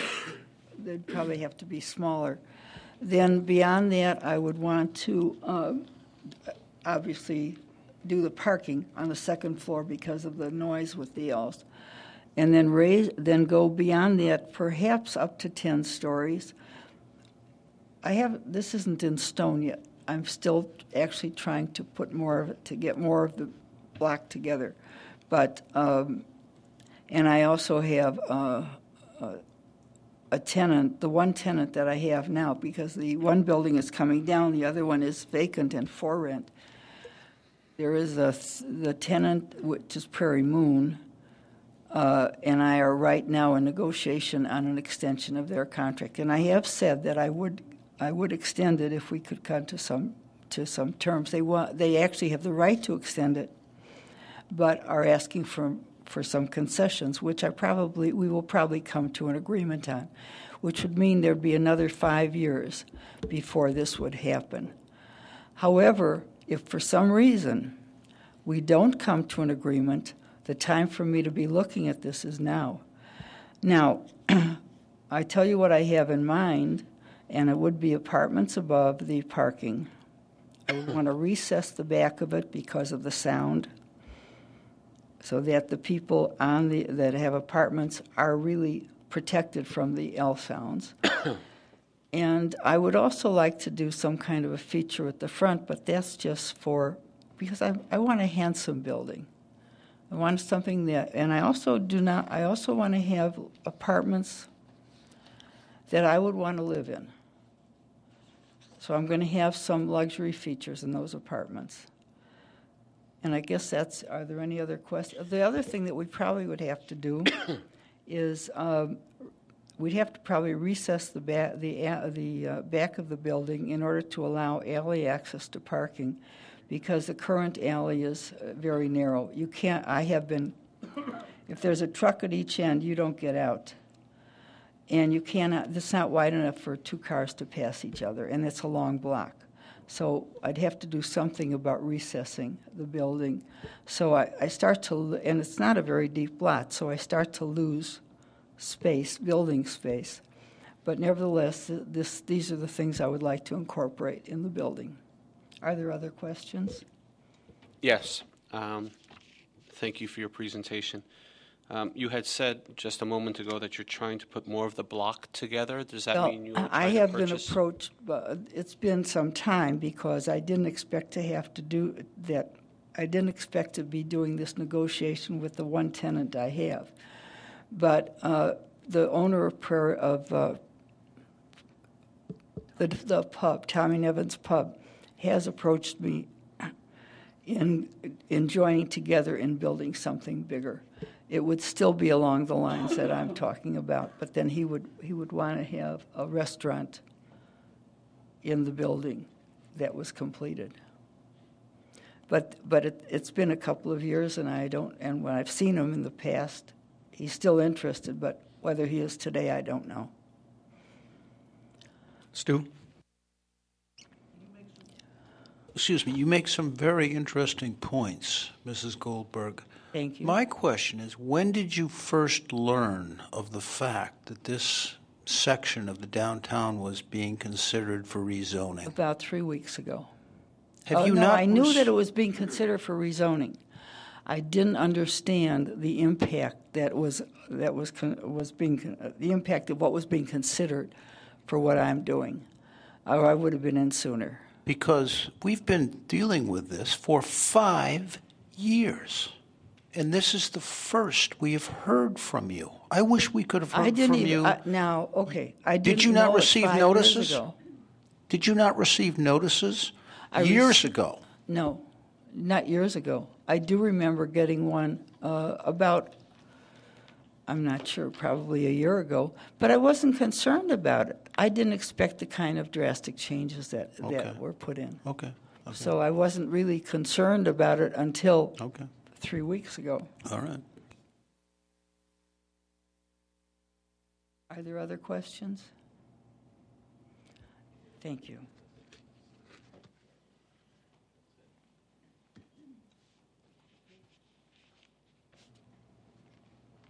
Does anyone on the commission need to be refreshed as to what the process was that derived the present proposed zoning of downtown transition?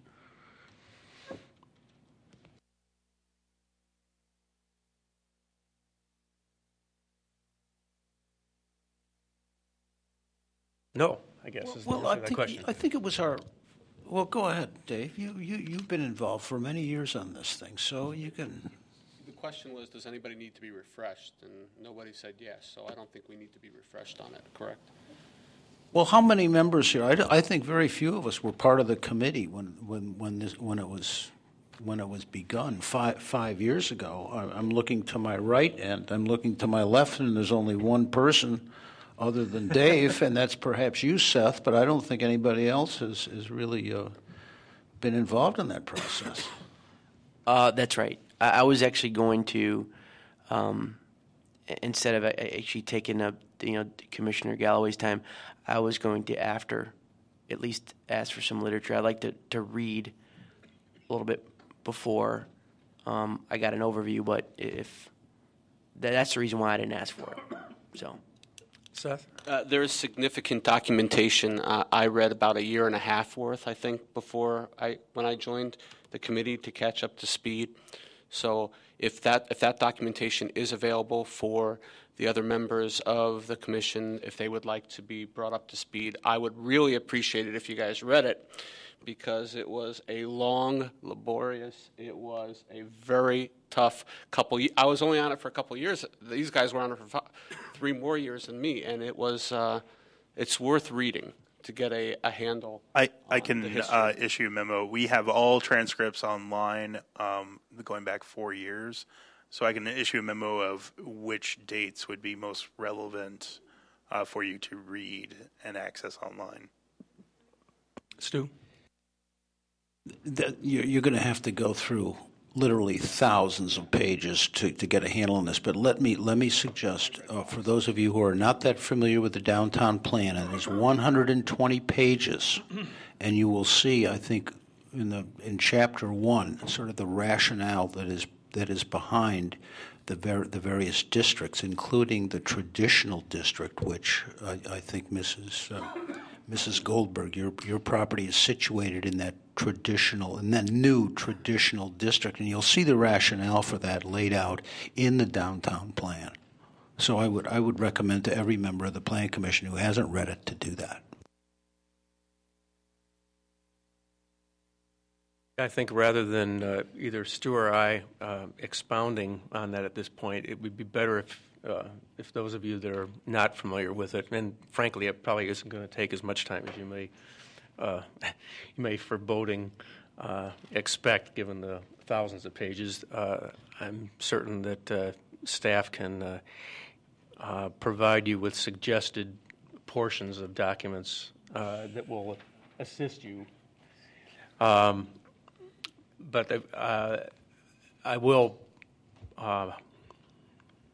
preface this by saying that one of the more unique categories of zoning in the downtown plan was the establishment of downtown traditional districts, the intention of which was that there, in the eyes of the planners and the consultants that we hired, there were certain areas of the downtown that had a historical character, both in style and size and proportion, that were highly vitalized and active, and they felt that that kind of character was worthy of retention. And as a result, that was the impetus behind creating that kind of a district. So I think that Jackie and Nate have raised some very interesting and provocative proposals here this evening.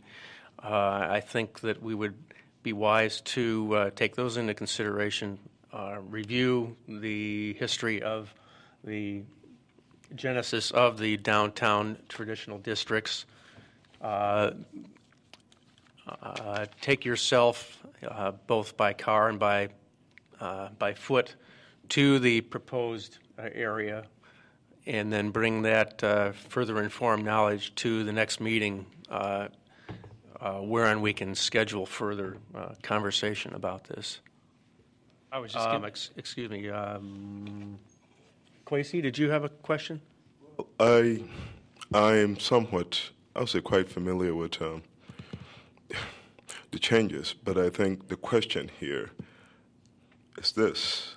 Mrs. Goldberg and the company planned ahead and made an investment.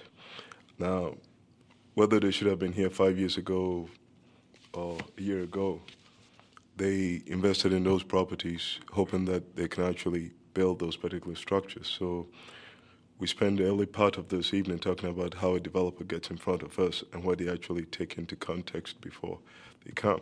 So they have projections here, and the changes that are being made will basically impact them financially. So I think the question that eventually we will have to come back to is this.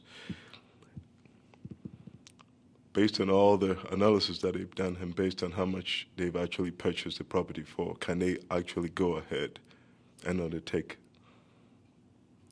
the business, which is basically build a 10-story? And that is what I think eventually we will have to come to. So we can read the 200 pages, but... The plan was approved. The downtown plan has been approved. We are in the process of making some changes, not even changes, flushing out what's in the downtown plan. So from my perspective, going back to a plan that's been approved is something that we shouldn't be doing at this point. I understand that there is an impact to the property owner, but again, I don't know, I'm not sure quite how long you've owned these properties, but 10 years, you know, this has been going on a long time, and this has already been approved. So, you know, what we are now doing is going through just basically ironing out some details of the plan that's been approved, correct? And I feel that I, for one, don't think we should be changing the zoning that that is already been approved. That's my perspective on this from first blush. Kwesi? Yeah, I'm not saying we should go back and basically rezone the place. All I'm saying is that I think we recognize why Mrs. Goldberg is in front today, and that is basically attempt to get a redress so that she can actually recoup some of.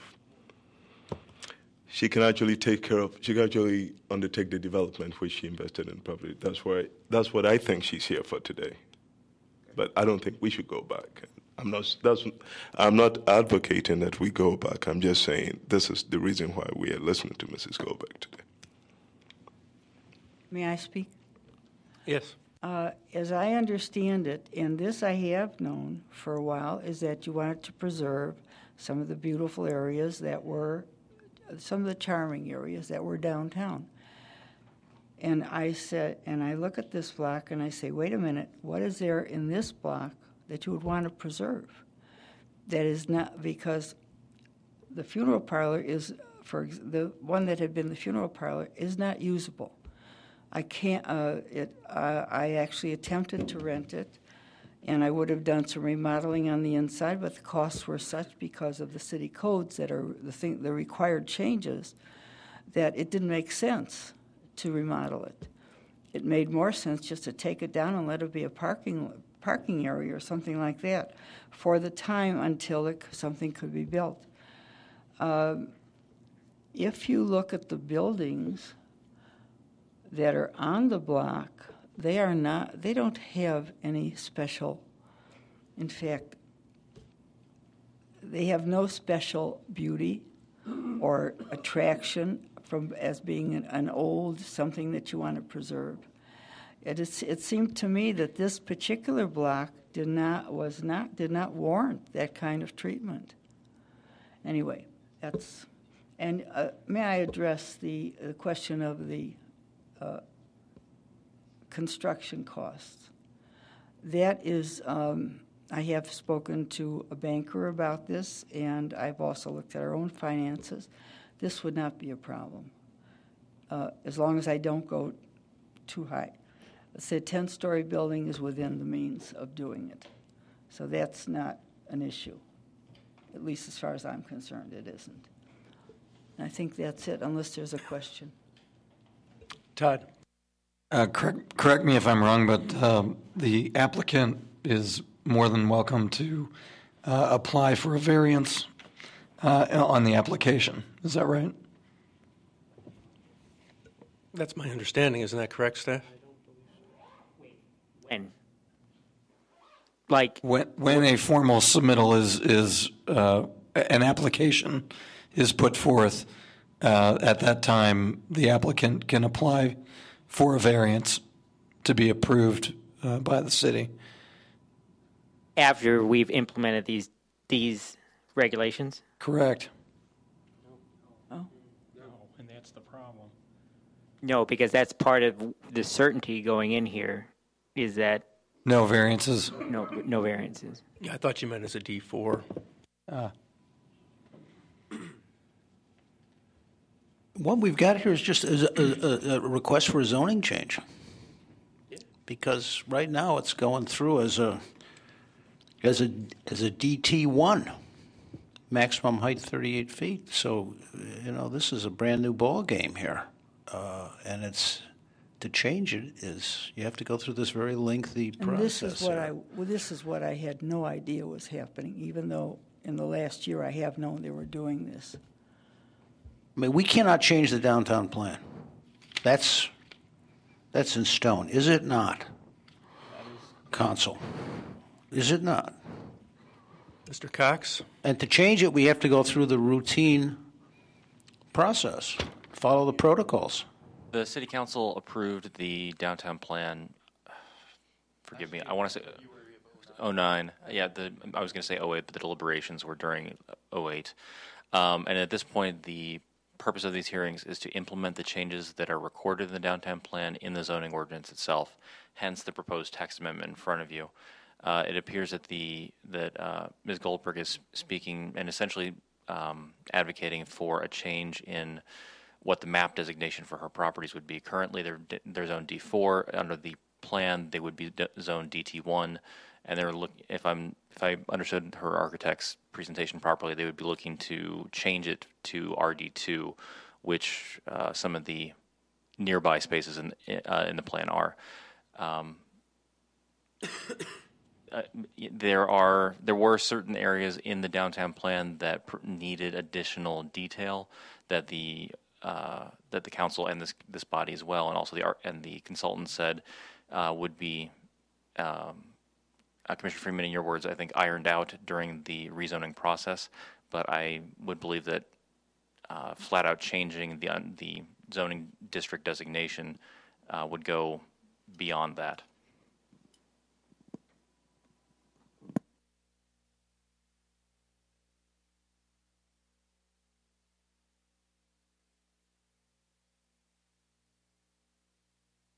You know, that's not to say you couldn't come back in a year's time and ask for a zoning change, but then you have to go through all the steps involved in that kind of a thing.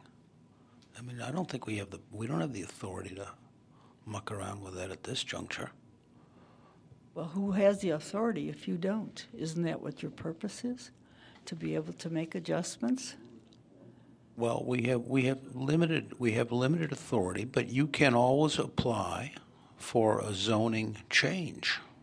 But you have to go through the prescribed channels to do that, and this is not first base for that process. So I have a question. What if there were plans within a week that went in? Where would we be with that? The downtown, well, I'm going to leave that for somebody else to answer. Yeah, I'm not certain. This is, as far as my experience, this is uncharted territory. And I think that Mr. Cox, you and perhaps Mr.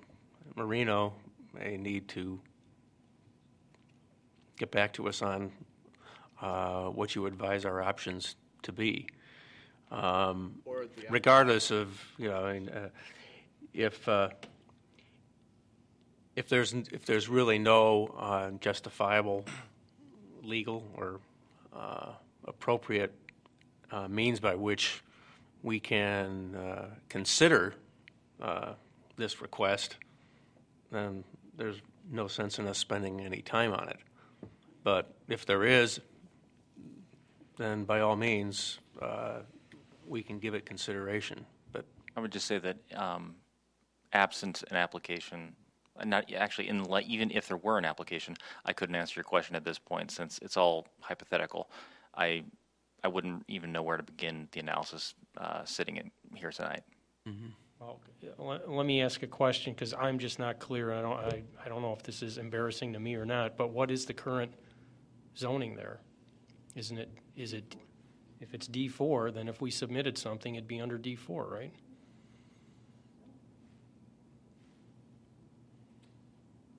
From what I understand, until the zoning text amendments are passed, that would be the case, would it not, Mr. Cox?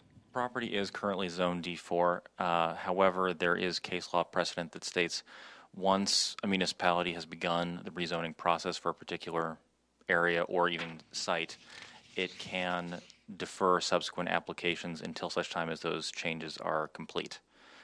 Whether or not the city would avail itself of that opportunity, and again, whether or not that would be appropriate based upon a host of details that aren't available to us right now, I can't say. So if I'm the client, then what I would say, well, what are those details? Or maybe I'm asking from the standpoint of being a plan commissioner.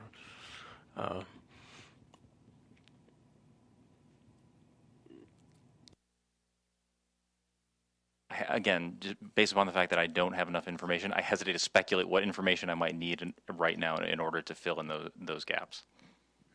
Other than to say that we would need additional information in order to come to any conclusion. So hire a lawyer.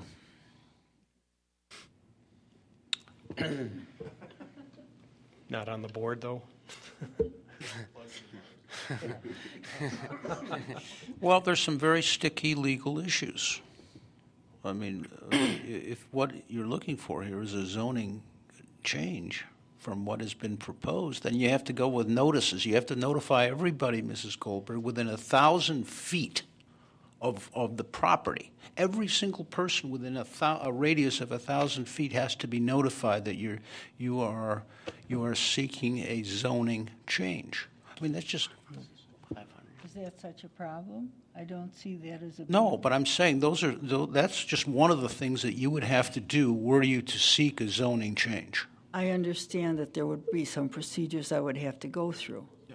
I don't have a problem with having to go through them. Yeah. Lenny?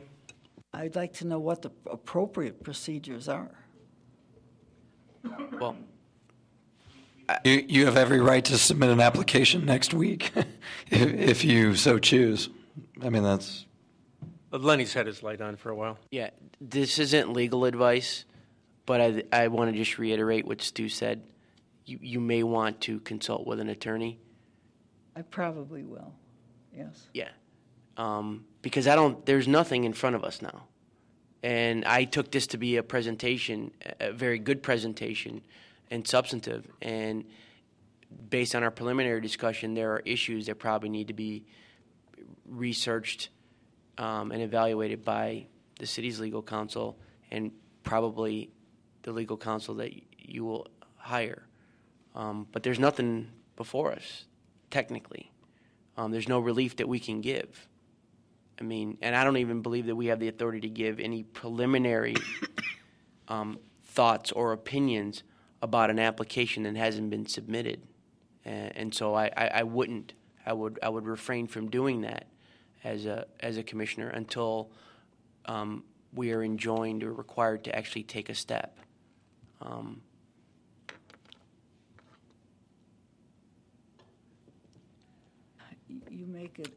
You make it seem as if it's an impossible path. No, I'm not commenting on the path. I'm commenting on what are our powers at this point.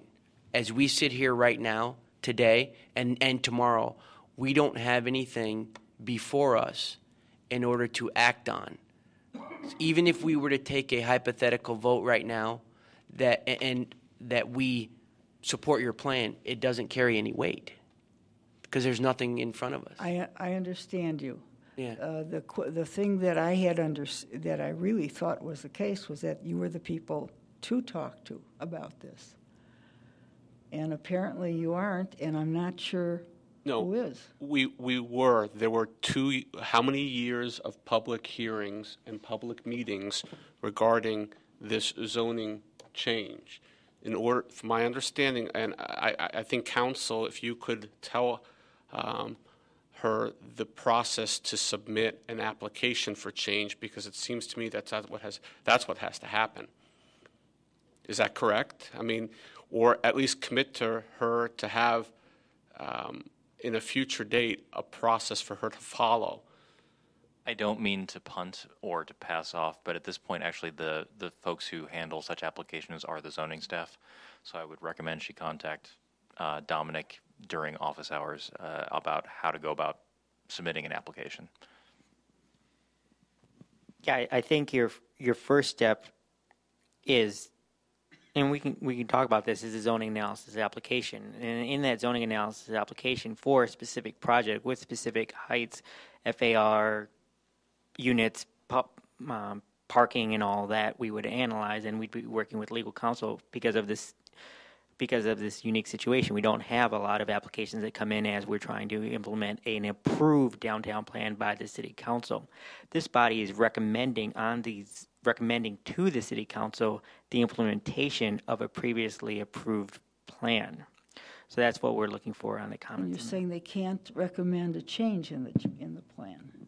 Of the approved plan, they were tasked with implementing the zoning for that approved plan, which is the heights, FAR, public benefit bonuses, and the one thing that was left in the approved downtown plan, which was not spoken to at all, which we have been doing a lot of work on, was types of uses in the plan. It just, in the plan itself, it says to be determined by staff later.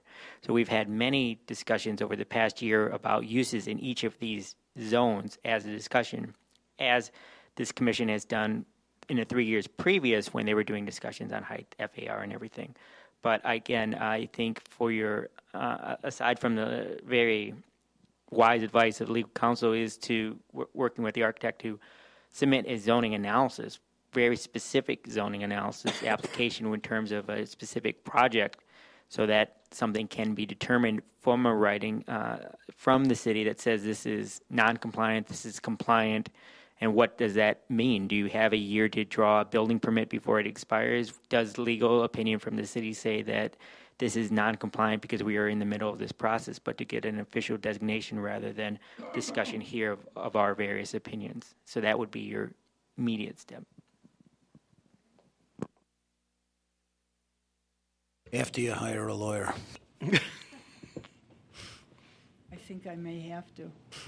Thank you, Dominic.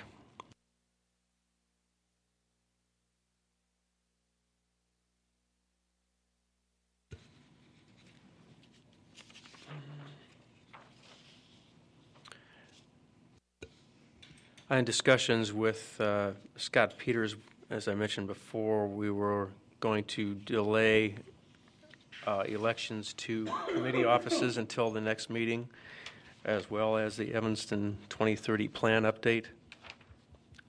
So that takes us to committee reports. Are there any committee reports? I did not attend last month. I have nothing from parking. It was either the first or the last night of Hanukkah. I don't remember which one it landed on, but one of those. I have a committee meeting next week, the CDBG. I'm the Plan Commission representative to that, and we will take up the issue of what's to be done with, I think it's 1817 Church Street, that particular building. And I'll report back once we've made a decision.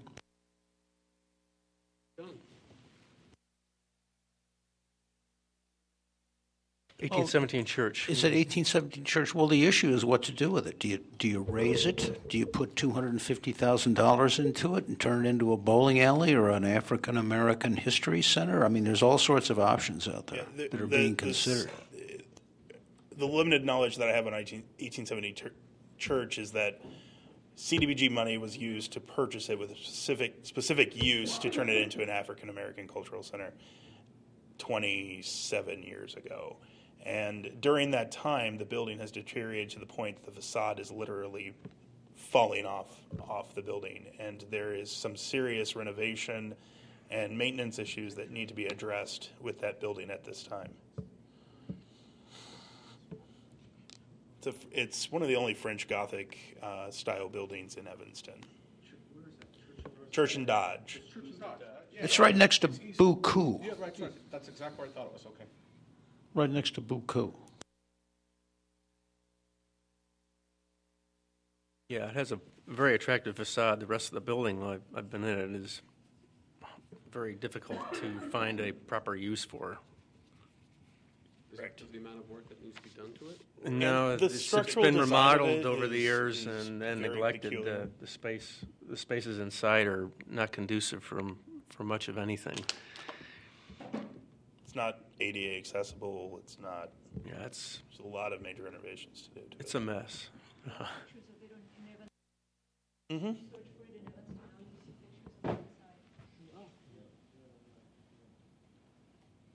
Okay, having that being our only committee report, I'll entertain a motion to adjourn.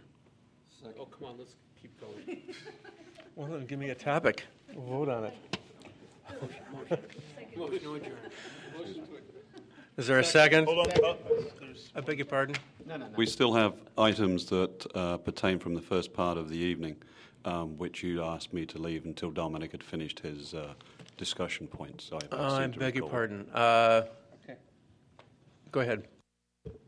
I apologize. I actually had a very informative meeting with Craig this afternoon. Most of the points that were raised were legal. There are a couple of issues that he had asked me to bring to you. The first one is on page 23 of the text amendments. And it is item 10A, Roman numeral number 6. This relates to facade improvements. The phrase is, the storefront or street-facing side of the building must be redesigned where appropriate. I was having considerable difficulty with that. When appropriate. When appropriate, or the text that I had put, it was redesigned or designed in a sympathetic manner to the original. I was having great difficulty with that term or that phrase as to how we put that together. And I would probably leave that to staff to rearrange unless you have some particular... So redesigned to reflect the original is what you said? Right. I would concur with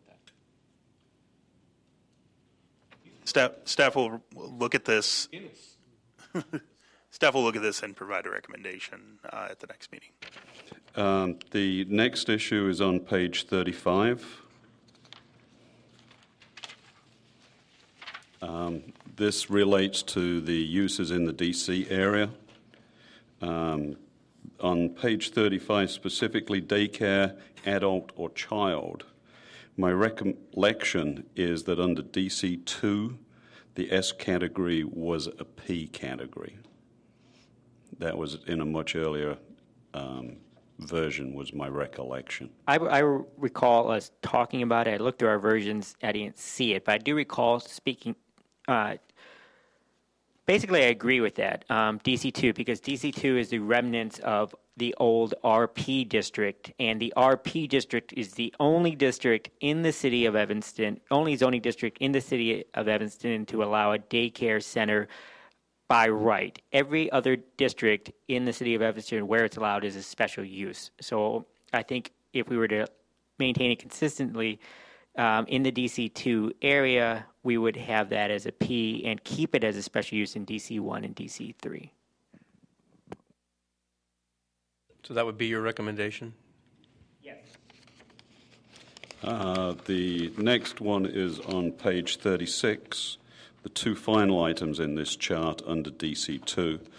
And I know at our last meeting, we had great discussion with Larry weighing in on the last two categories, which was warehouse establishment and wholesale goods establishment. Those, again, are in the research park area, and those were previously Ps. I would like those to remain as Ps, particularly as the warehouse establishment, which we had long discussions about, actually exists in that area and would be a downzoning if that were to be removed. We talked about 910 University Place where that exists.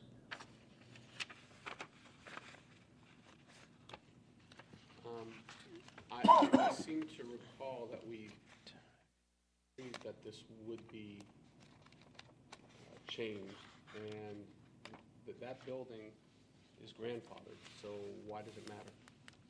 You don't have that use for that building. I'm sorry? Your microphone, please. I'm getting tired, and I might be a little out of sorts here, but the building that you're currently using as a warehouse, if the zoning is changed, can still be used as a warehousing, right, as non-conforming use, correct? So the issue is we don't want other warehouses there. We still have a large parcel of property behind the Hilton Garden, which could have that facility transferred into. That is still under our ownership and currently has that ability to be zoned that way. And the city is, I believe we don't want that to happen. Isn't that why we've changed this, correct? We've moved that to a special use category where it could be approved if the city were to, if based on the standards of the special use, that it would be approved. I seem to recall there was some discussion about this warehouse establishment also being an accessory use. It wasn't a standalone. And incorrect in that?